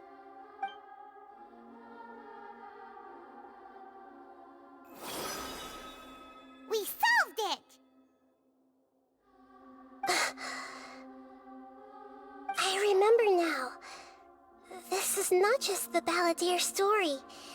It is his very own memories. I made a backup so that it would be preserved no matter what happened. To become a god, he was experimented on and modified countless times. It was brutal torture, and the only reason he was able to survive is that he was a puppet. This memory was extracted from him by the scholars. Presumably, they kept it to have something to defend themselves with. Creating a deity was just the first step, Some of them wanted to be able to control it. That's why they backed up his memory for later use. I buried it deep inside one of my own dreams, and then hid it inside an allegorical story so that it wouldn't be altered. It's hard to believe that this person really existed, let alone that he tried to get rid of us on more than one occasion. Paimon has no memory of him at all. He completely vanished like a puff of smoke. The balladeer agreed to help me look for information about the Descenders, and although he was unsuccessful, he still helped you.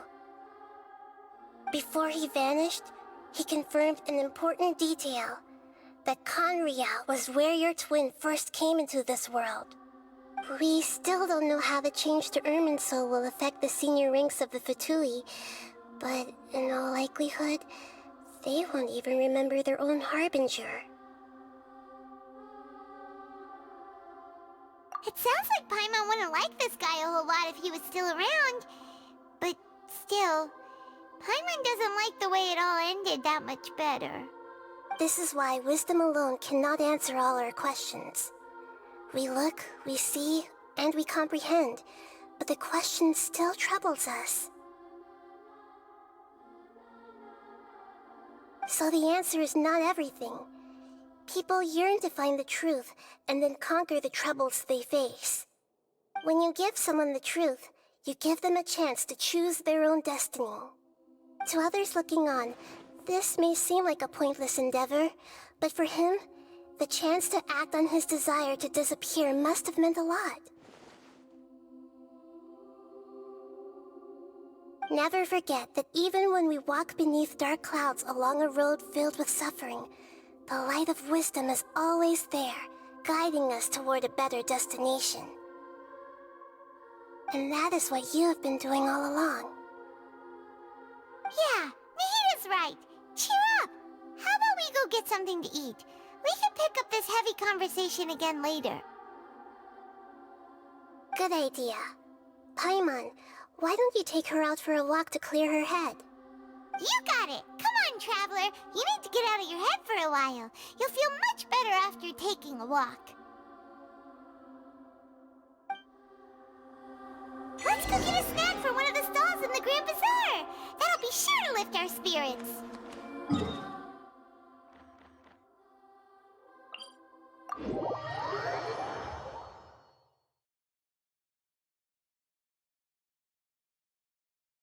It must be really tough being the only one who remembers all that.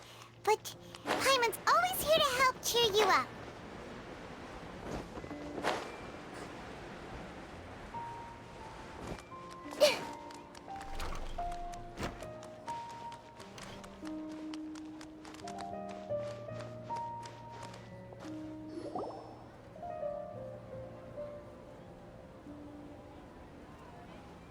We're here! What should we eat first?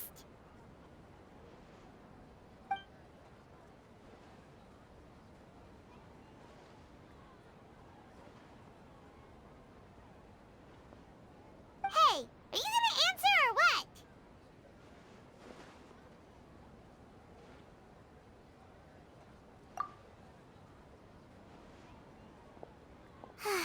Alright, whatever you want.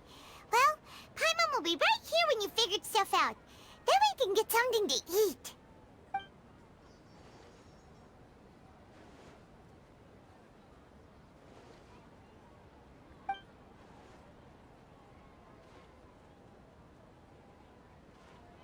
What is it? Have you figured it all out?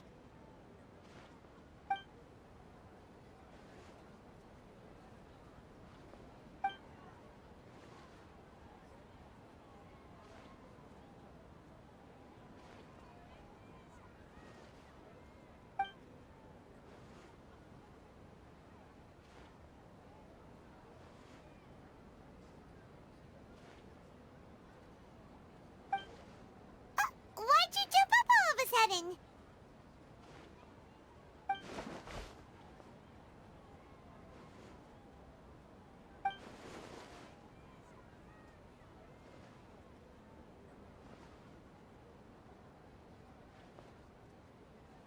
Excuse me, boss. There seems to be a small problem with the last bill. Look, here.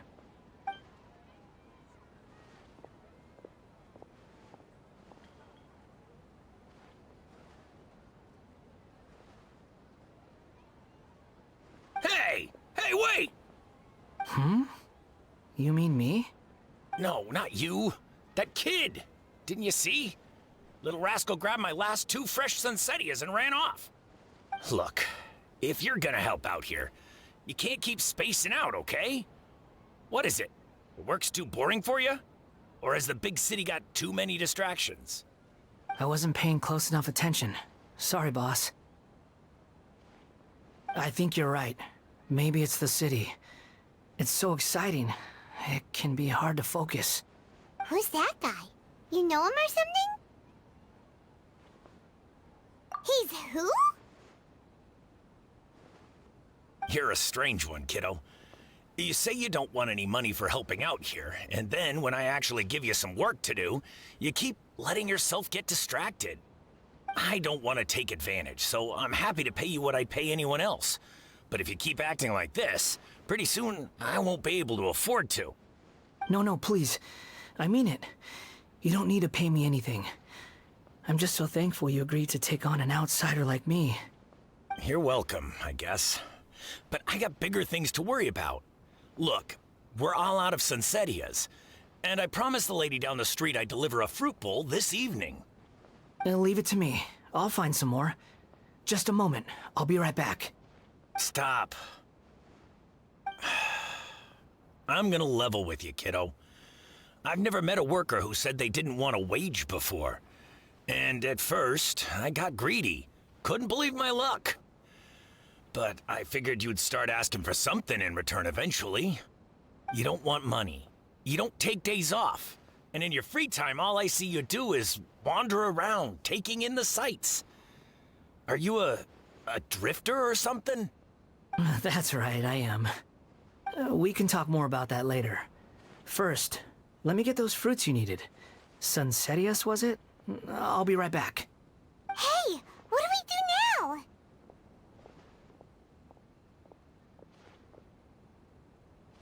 Okay, stay out of sight. Don't let him see you.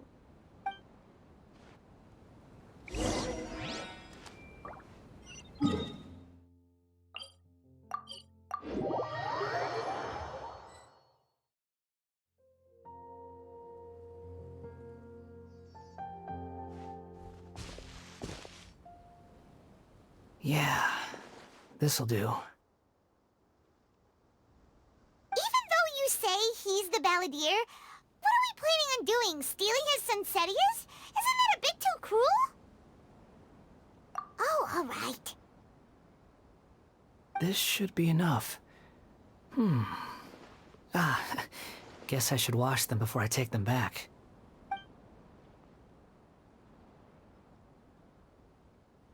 Huh? You two over there. Is there something I can help you with? He spotted us! You've been following me all the way from the city. I'd have to be blind not to notice. Have we met before? No, we haven't met. But you know me? I have no recollection. Are you absolutely sure? Sorry, but I just can't take your word for it.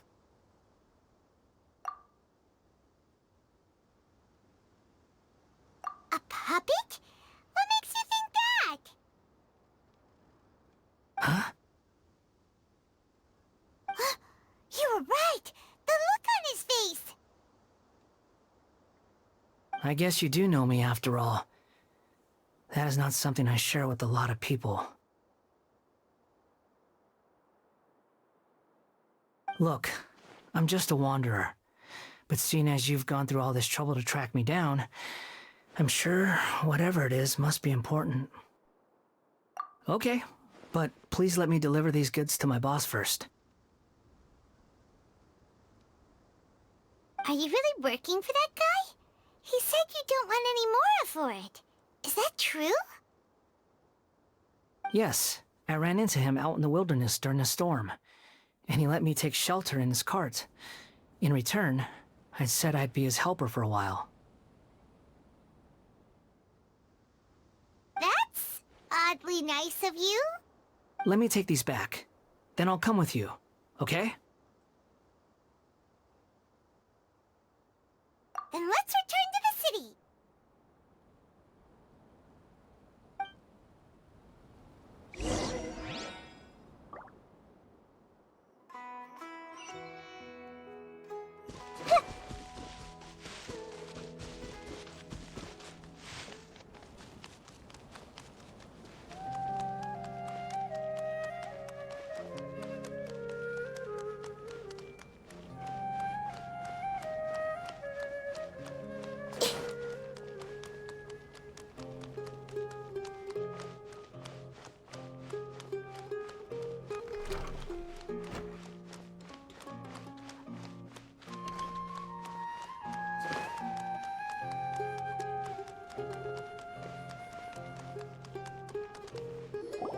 Here you go, boss.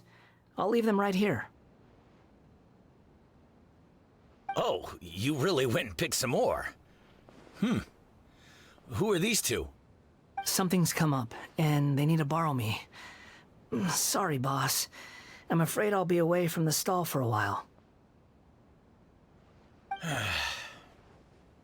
I was just about to pay you anyway. Go wherever you want, kid. Don't waste your time here. What? I get it, okay? You just wanted to help me out, to thank me for giving you shelter from the rain that day. Even then, I don't understand why you're so adamant that you don't want any pay for it. But look, it was pouring down, and there you were, sauntering along without a care in the world, like you had nowhere to be and didn't even care that it was raining. Imagine you and me for a second. It's a little weird, right? Why is this guy traveling during a rainstorm if he's not trying to get somewhere? And why is he taking a shortcut through the open country if he's not even in a hurry? But anyway, taking you in didn't put me out even slightly. You don't owe me a thing for it. Certainly not all this. Your time is valuable. You know, you should go live your life. But I don't...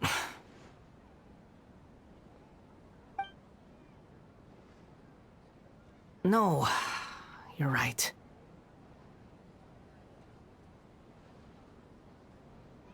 Then I suppose this is where we say goodbye.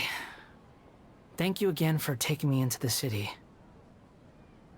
Don't mention it, kiddo. I've run into all kinds of characters over the years. I just hope you find your path. Thank you.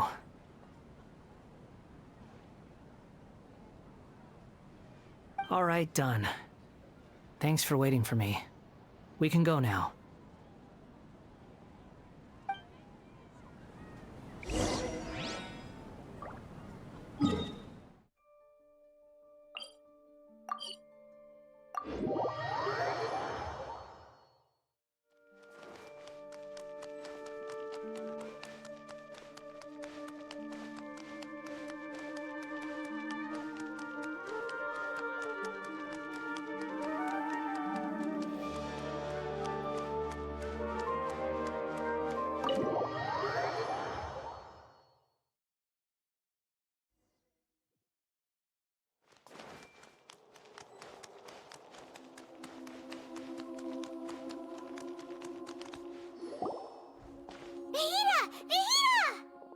What's wrong?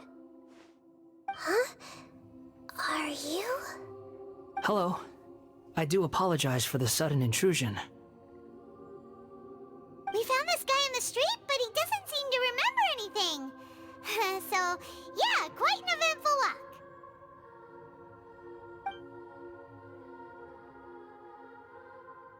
You say that you're trekking across Tevat to train yourself. Many other Inazumans who describe themselves in this way call themselves Shugenja. Why do you refer to yourself as a wanderer? Well, it seems more relevant in my case. To me, it sounds like a plant with no roots. But these two claim that they know me, and that I have a hidden past unknown even to myself.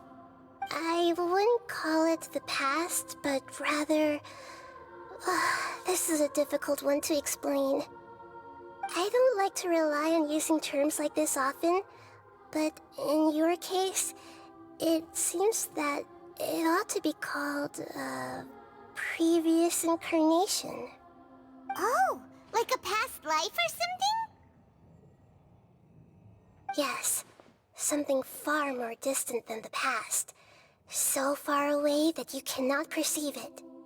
Okay, I have to ask. What was I like in my previous incarnation?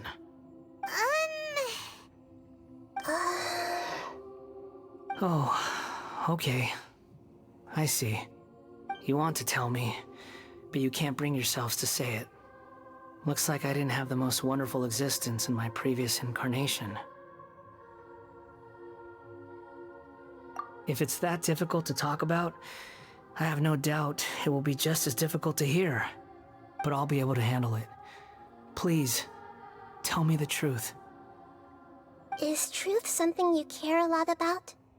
Yes. Then I'll be straight with you. In your previous incarnation, you did many things that would be considered evil. You nearly died because of what other people did, and many died because of you. As a non-human being, you hated gods and humans alike. You drifted from place to place, never able to settle, even where you found status and identity. You adamantly believed that you were missing a heart. Actions rooted in persistence sometimes bear bitter fruit. Sometimes, you have to let parts of yourself go, or you'll never be happy.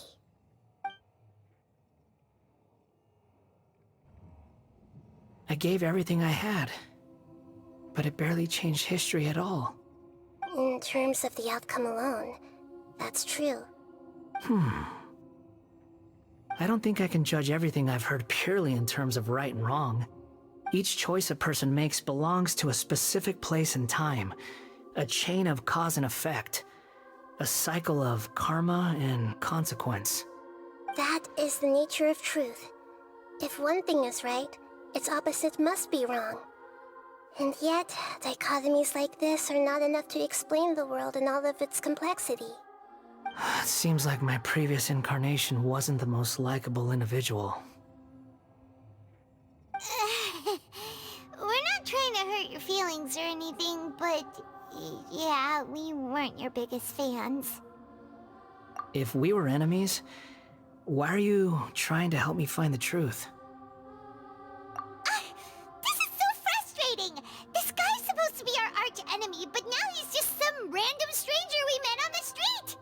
He's got so much to answer for, but we can't make him talk because he doesn't remember anything. What a weird situation. Lesser Lord Kusanali, as the God of Wisdom, I trust that everything you told me must be true. Yes, it's all true. I can even show you the memories themselves, if you're willing. Please, I want to see them for myself. I want to experience my own transgressions. Even though it will cause your present self great mental anguish? I'm just a puppet, with no heart and no name. There is nothing in this world for me to cling to fill the void within me. Except maybe these sins that can never be undone. Very well. As you wish. Wait, shouldn't we go with him? This one's kind of on us for bringing him here. Don't worry. Whatever danger I might face, it's my burden to bear. Traveler, could I ask you to supervise him on my behalf? Oh, good point. Given your, unique situation, we'd better keep an eye on you. Understood. Thank you. Now, Prepare yourselves, everyone.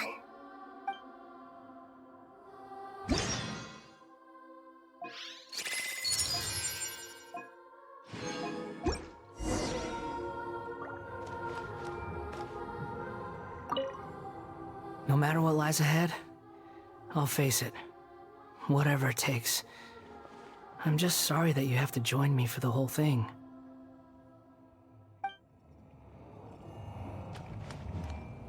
It's time to get ready.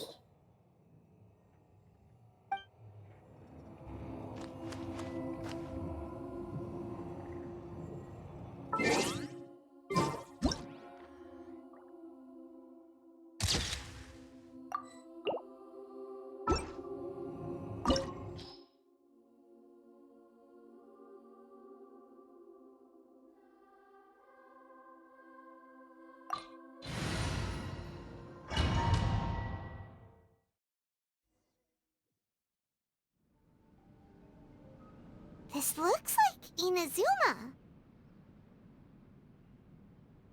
Right now, you're in a dream I created using information extracted from your memories. These memories will show you the raw truth, but be aware that enemies may react just like in the real world. Please be careful. Sounds like an immersive experience. It's a good thing we came along. You don't need to do this for me. I don't deserve your protection. We never give up halfway. Well, we had to once, but that was your doing. All right. Thanks. Wanderer, this is the Shake Pavilion. In your Balladeer incarnation, this is where the Electro Archon placed you after your creation. You had a great many memories here. Is that because this is kind of like his birthplace? You could say that, in a sense. You'll see why shortly. I hear footsteps. This place is huge. I can't believe the landslide didn't fill it in. I wonder who built it. The Crystal Marrow Miners? No, there's no way. Look at this exquisite construction work, and so well preserved, too. No mining crew would be capable of this. There's someone passed out on the ground. Who are you? You're awake. What happened? How'd you get stuck here? Are you injured? Not a scratch. And these fine clothes. Who are you? This man is Katsuragi, deputy to Torichiyo's adopted son, Mikoshi Nagamasa. He found the Balladeer in Shake Pavilion and took him back to Tatarasuna. And the rest is history. Well, it used to be. In the original version of events, Katsuragi was ultimately killed by Nagamasa. Let me get you out of here. Our people are nearby. Hang in there. During the Tatarasuna incident, Niwa was murdered by the doctor disguised as a mechanic.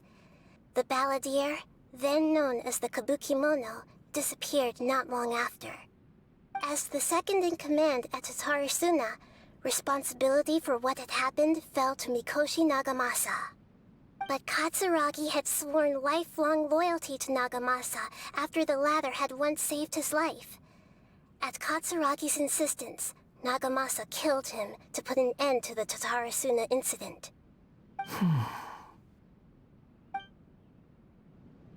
Katsuragi seems like he was a good guy. He looks like a warrior, but he has a kind face. Why couldn't he live a long and happy life?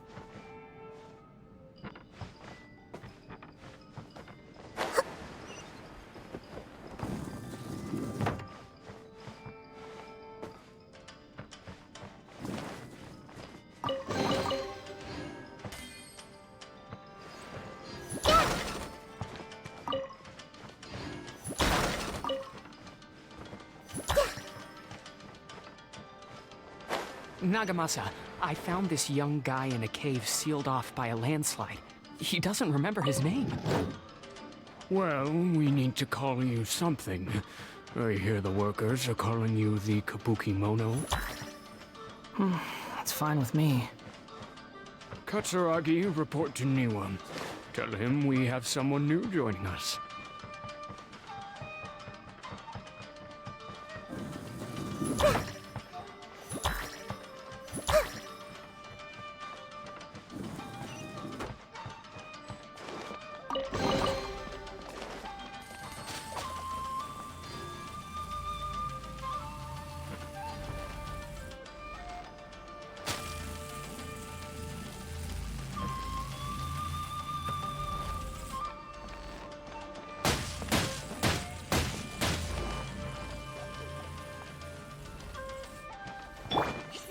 Rebuild!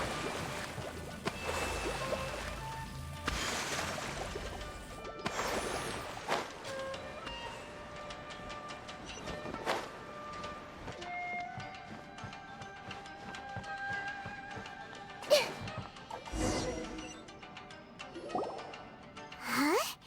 What are we doing back here? Whoa, this is where you were born? It's pretty, but there's nobody here. I was abandoned, like you. I lived here for a while at first, but there's nothing for us here. We can't stay. Okay. I heard my mom and dad used to make swords, but the factory manager died, and then my dad got sick.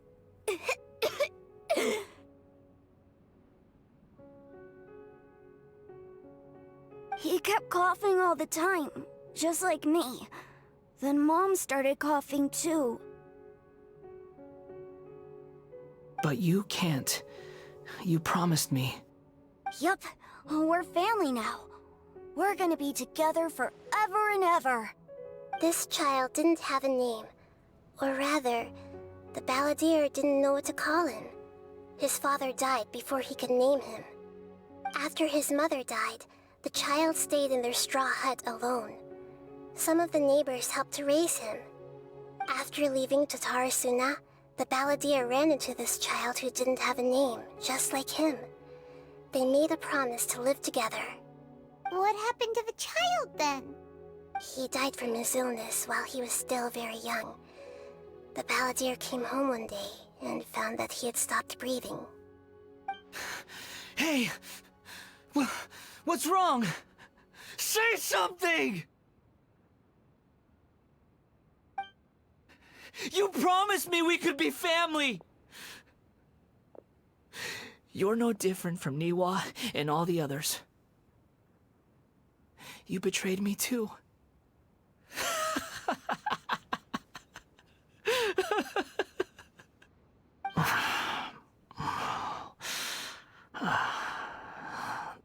The voices have gone. It looks like the memory ends here. Let's keep going.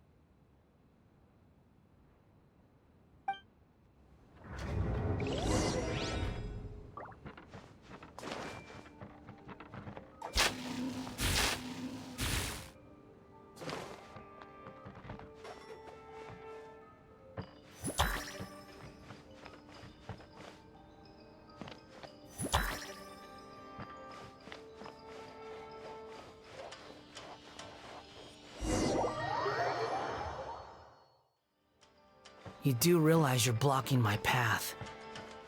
I come not to obstruct you. I've been waiting. What you are truly is a weapon, one that could be wielded with an iron will. Or you could continue to drift aimlessly. Are you trying to win me over? The long-fated rebellion has begun. Why not take your place at the banquet and join those who shall feast? No more words. Allow me! Speed of light! Stay right there. Don't blink! Hey!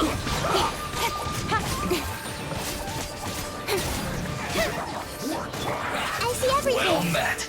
No Speed of light! That will keep that. Killjoy, we've only just begun.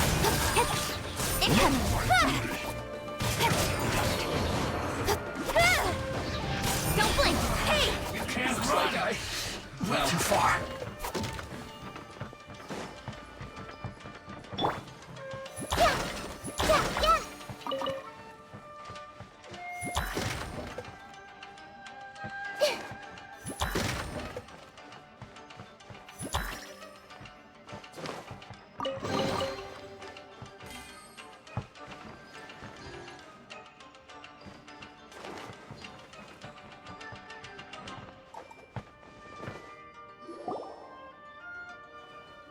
This place is dark.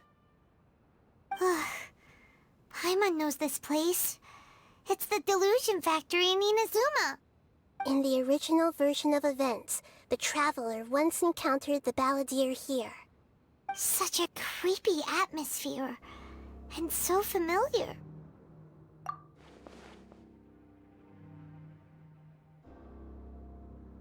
Hey, look over there! Well, well, my fair lady. Is this rundown factory and these incompetent fools all for me? Wow. You shouldn't have. Huh. What do you have to gain from belittling your subordinates? You might not want to admit it, but you are a part of this plan. Perhaps you find fighting in the Abyss to be a more meaningful use of your time? Oh, but of course, even this pales in comparison to being experimented on by the Doctor. What a sharp tongue you have. Funny how negotiating never seems to be your strong suit. For the task ahead, I suggest you keep your true feelings to yourself. Save your breath. I know what I have to do. I'm sure you think so, but I still think you need to hear it. Don't start thinking you're invincible, and don't let your emotions get in the way. Surely you're not worried about me. I just can't have you getting in my way. You and Child never fail to find ways to complicate things. I'm merely lighting a little fire in this chaotic nation. But you, being tossed out like trash, must make you want to destroy it completely. Do you remember the last time you were here? That was a lot of swordsmiths you killed. I'm sure the descendants of the Raiden Gokaden are still suffering the consequences now. Look at you. Oh, don't get so sentimental. Now, give that poor little tongue of yours a rest and stop pretending like you're above everyone else. By then, see you at the victory feast. Poor little tongue? She's playing with fire talking to me like that. Who does she think she is? Forget it. Someone might find me here any minute now. I should prepare to give them a warm welcome.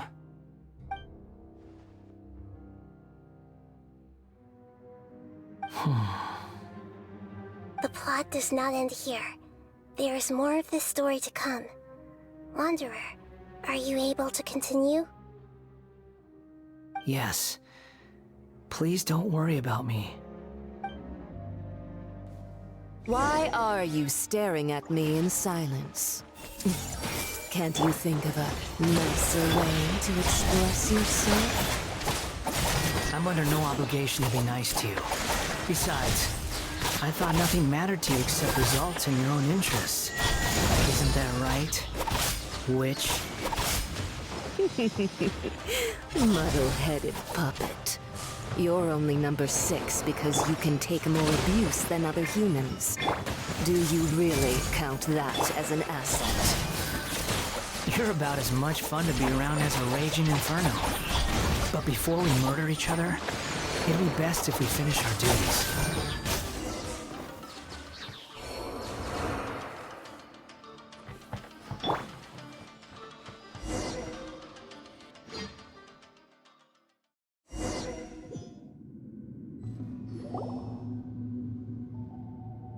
Looks like we've arrived in Sumeru.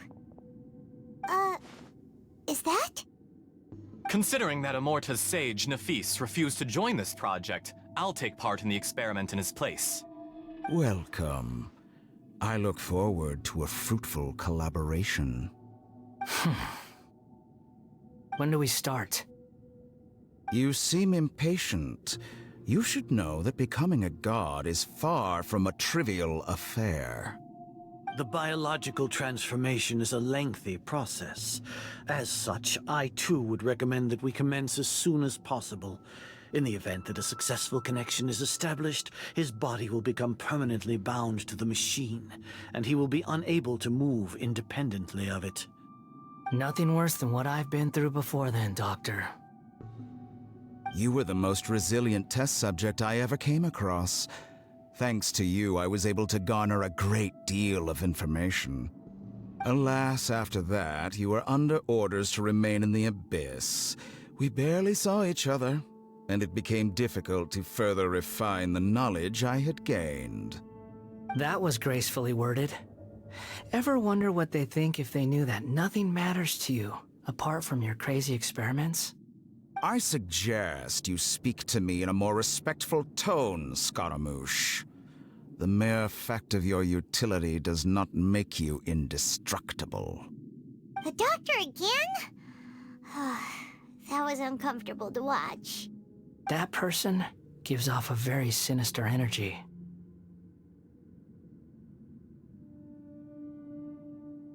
It's normal for him to give you the creeps. He scares the bejeebers out of Paimon. Let's move on.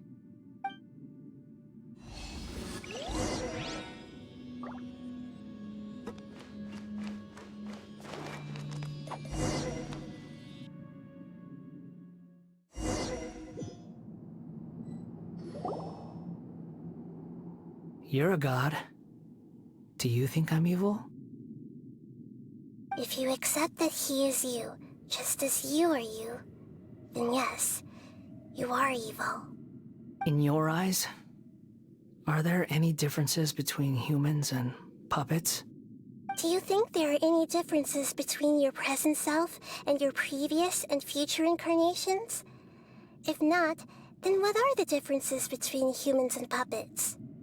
Whoever has tasted the joys and sorrows of life in the human realm is human. Whoever has loved and lost, cried with grief, howled with rage at the tragedy of death that eclipses the miracle of life, they are human too. I've seen enough of my past. If possible, I'd like to reclaim the sins that are mine to bear. No matter the consequences, I won't run from blame or punishment. Whatever I am due, let it come to pass. Can you return my memories to me? Huh? But won't that mean you'll lose your current identity?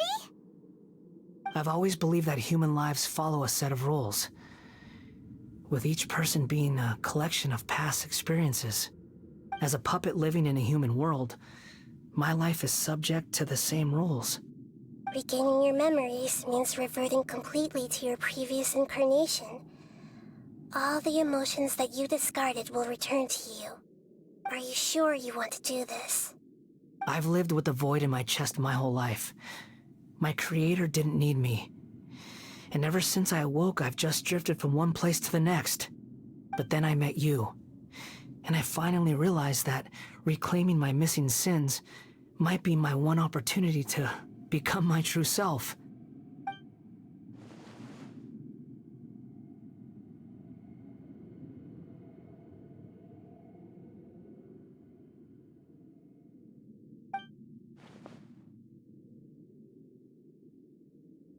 I've always felt I have an innate tendency to yearn for something more, in a way that goes deeper than for most people. But for all my soul-searching as a Shugenja, I've never fully understood it. Looking at it now, it seems that I brought this curse upon myself. So I beg you, grant me this opportunity to gain a purpose, to change my destiny, and end my wandering. Very well. Since your mind is made up, I will return to you that which is yours.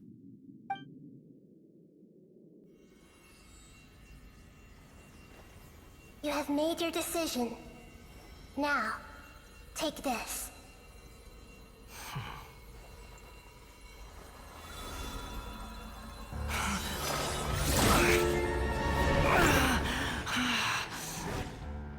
set him free.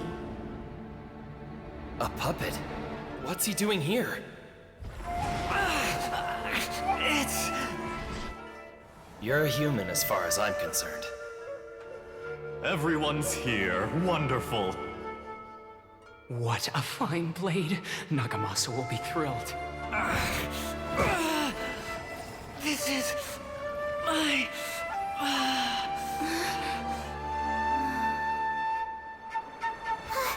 Is he alright?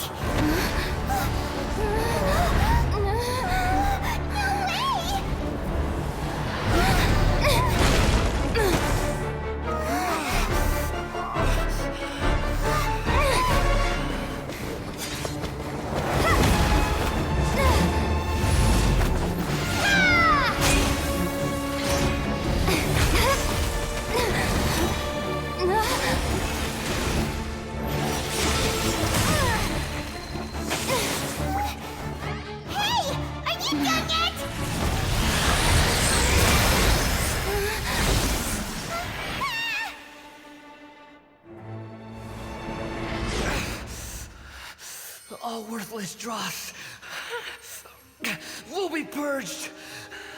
That's why this won't be the end.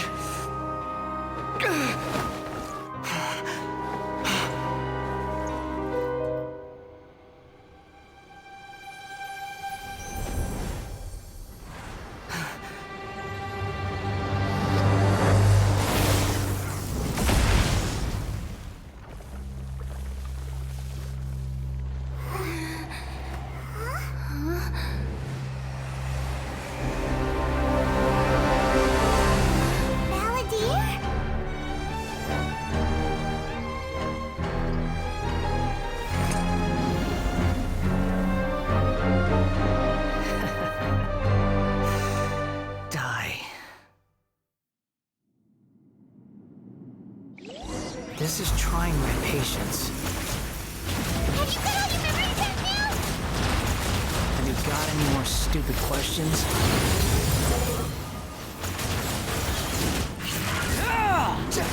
Churn! The wind rises.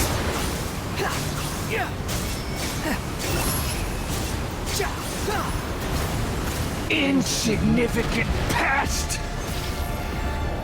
Squalid fury.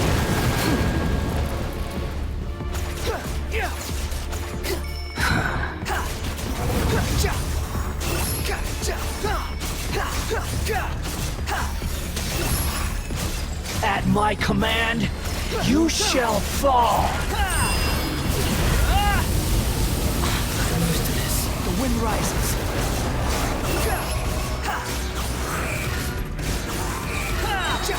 My endless cycle begins!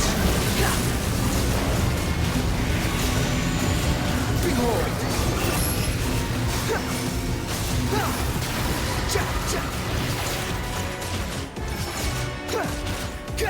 Feeble will rises!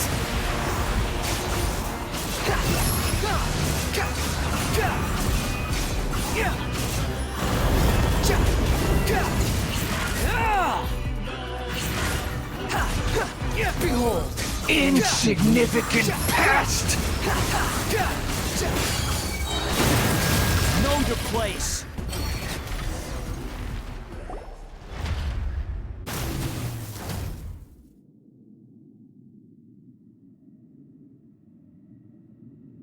Imbecile! Get out of my sight! It disappeared! Did we win? What did you expect? I'd never lose to that. There's the tone of voice again. You're definitely back to your old self. Wait, but it was you inside that thing too! What have you got to be smug about? Sorry. I'm harsh on myself and everyone else. Just the way I am. You sound like you're concerned about me.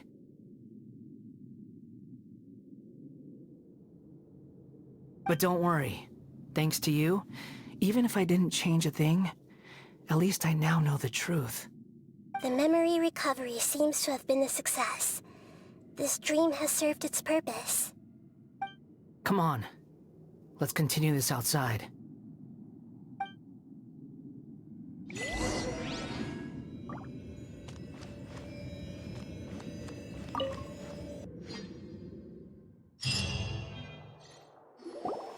Welcome back, Traveler, Paimon, Balladeer. It feels like we just went on a really long journey. Paimon's exhausted. You don't like being addressed by that name? It's fine. But I was just thinking, I should probably change it. After learning about everything the doctor did, there's no way I can carry on using a name connected to him. I'm not planning on returning to the Fatui, and they wouldn't take me back anyway. Recent events will have affected a lot of people, and they might not even remember who the Sixth is. So, you're quitting the Fatui for good? It's like you said, Lesser Lord Kusanali. Everything may look futile, but it wasn't completely meaningless.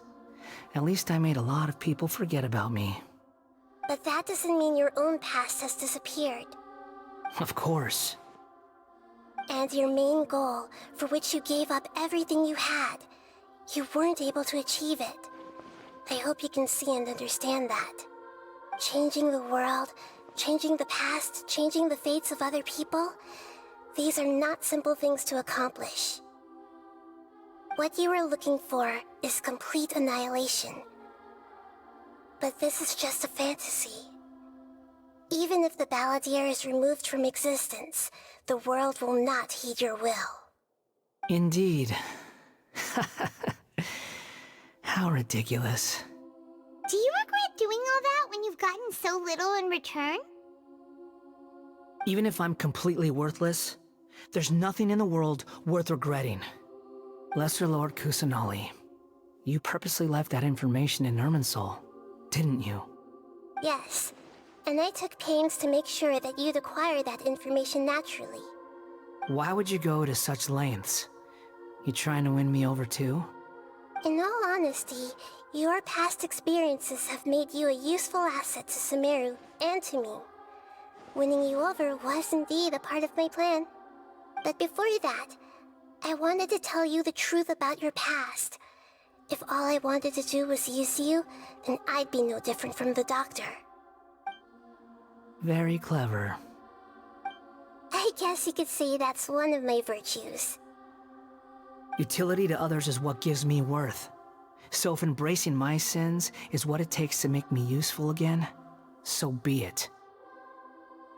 Oh right, I almost forgot. You're the good guys. You're into justice and all that. Sorry if I have a slightly different perspective on things, but I don't feel like I've been duped. The wisest leaders are fated to end up with the best helpers. I can live with that. I'm glad you're able to think of it in that way. Traveler, in the future, I'll continue to search Irminsul more deeply and see what secrets can be uncovered, including the beginning of your twins' journey recorded in Irminsul. What exactly happened before and after that point?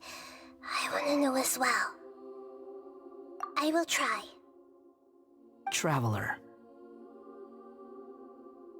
After I dove into the information torrents in Irminsul, why did you go to Inazuma? So that's how you found out whose fate had changed. And how? Well, whatever your reasons, you did me a favor. And I'll do everything I can to pay it back. Borrowing and returning are the only real relationships between individuals. I'll balance the books one day. Don't you worry. That's not true. A relationship between two people is not simply a ledger that can be reset to zero. I think deep down you realize this. People who show up in your life don't just evaporate like water drops and leave nothing behind. There is no such thing as balancing the books. Some things in this world can never be brought back, and they can never be changed, which is why there is emotion in the human world. Everything that you feel is real and lasting, and whatever is missing in you will not be made whole. To be human is to live with imperfections. You can choose whether or not you want to be human. But humans can't live without a heart, can they? Anyway, I gave up trying to become a human a long time ago. You understand what pain is perfectly well, even without a heart. You're just bearing your feelings. The past is set in stone, but you can keep moving on. And the longer your future lasts, the shorter your past will become, until one day, it is but a tiny fraction of your life. Sounds like you've got a future planned out for me. Everything's ended up being pretty darn complicated. Paimon doesn't even know where to start, but the most important thing now is that you need to follow Nahida. Otherwise, all our efforts will have been for nothing.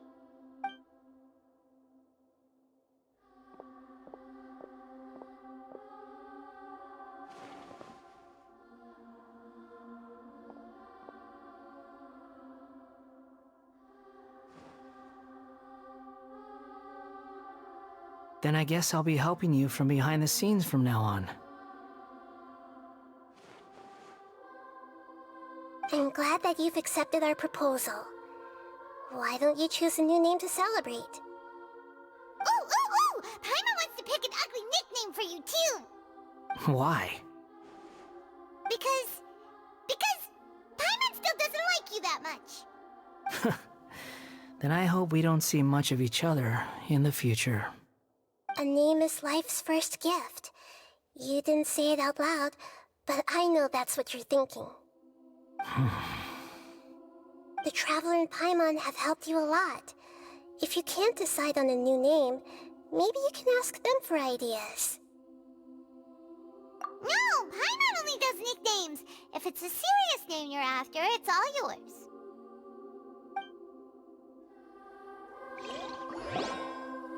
Have you got anything?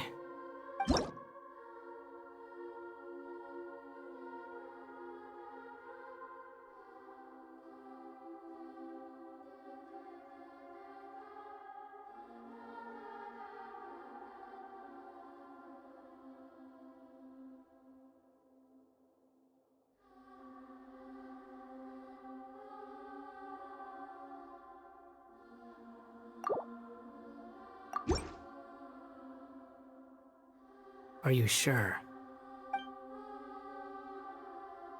Oh, all right. If you say so. There. Now you have a name of your own. What about a nickname? Are you done yet? Still thinking. Stop rushing me! Take your time. I don't need to see you again until you've thought of one.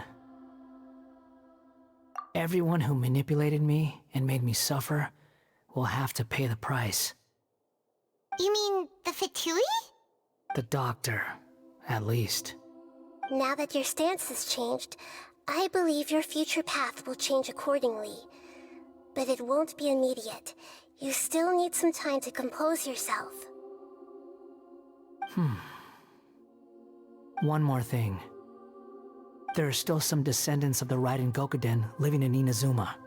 Some of them know.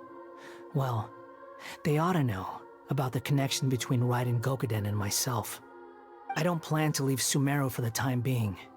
If you see them in Inazuma, please tell them that I was the one responsible for the Raiden Gokuden's downfall. Even though the events have been erased from the world, they still deserve to know the truth. I see. That is up to you. Huh? But if we do that, then... It's fine. Let them stab their blades into my chest if they so desire. Maybe that's how it always should have been. No nonsense. I like it. Alright, let's call it a day. Goodbye, wise deity. And you too. He's gone! What he went through today would have been like living an entire lifetime in an instant. He'll need some time to calm down. Yeah, true. But even so, after everything that's happened, he doesn't seem quite as fierce anymore. so we can finally go eat? Paimon is starving.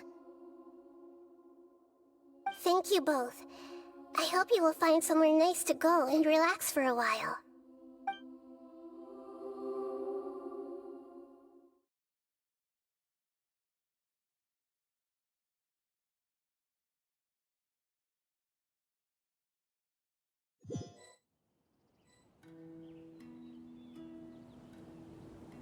I've got it! I can end my novel with some words from Mikoshi Nagamasa. You mean because everyone else in the story is dead? Yeah, I heard that Mikoshi Nagamasa died at a ripe old age. He's the perfect fit to be the narrator of the epilogue.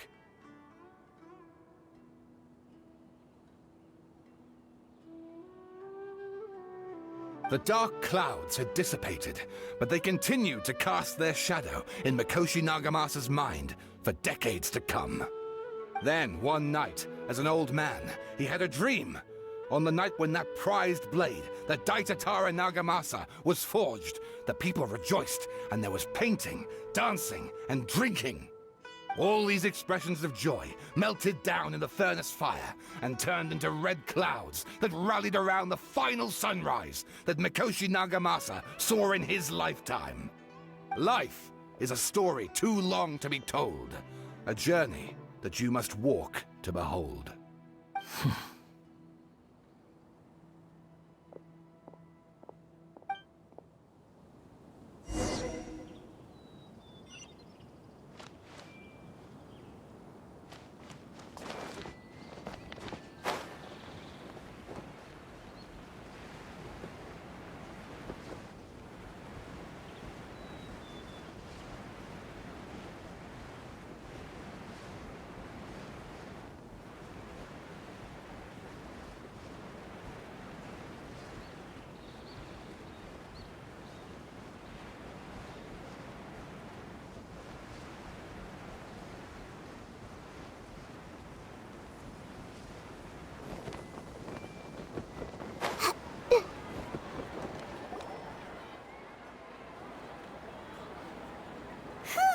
It's about time we had a break.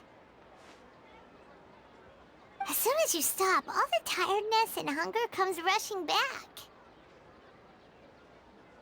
Wow, great! Huh? Look at the vase. Did someone break it while they were cleaning the room or something? But Paimon doesn't remember there being a cleaner.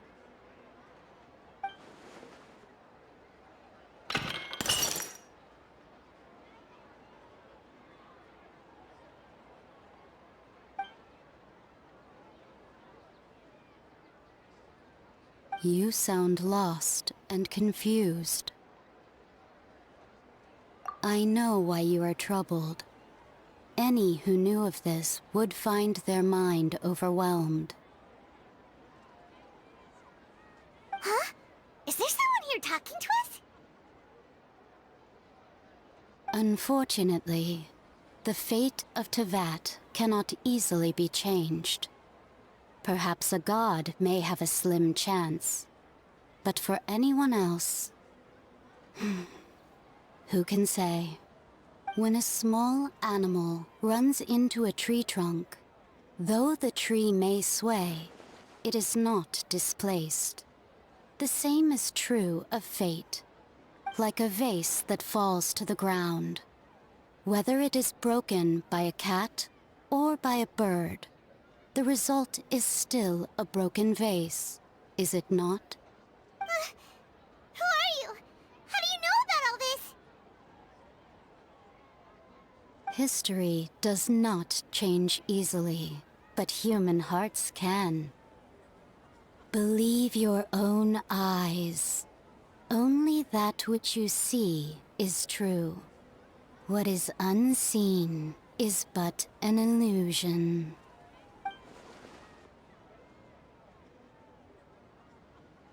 The voice has disappeared. And who the heck was that? And what were they doing coming out of nowhere and saying all that scary stuff?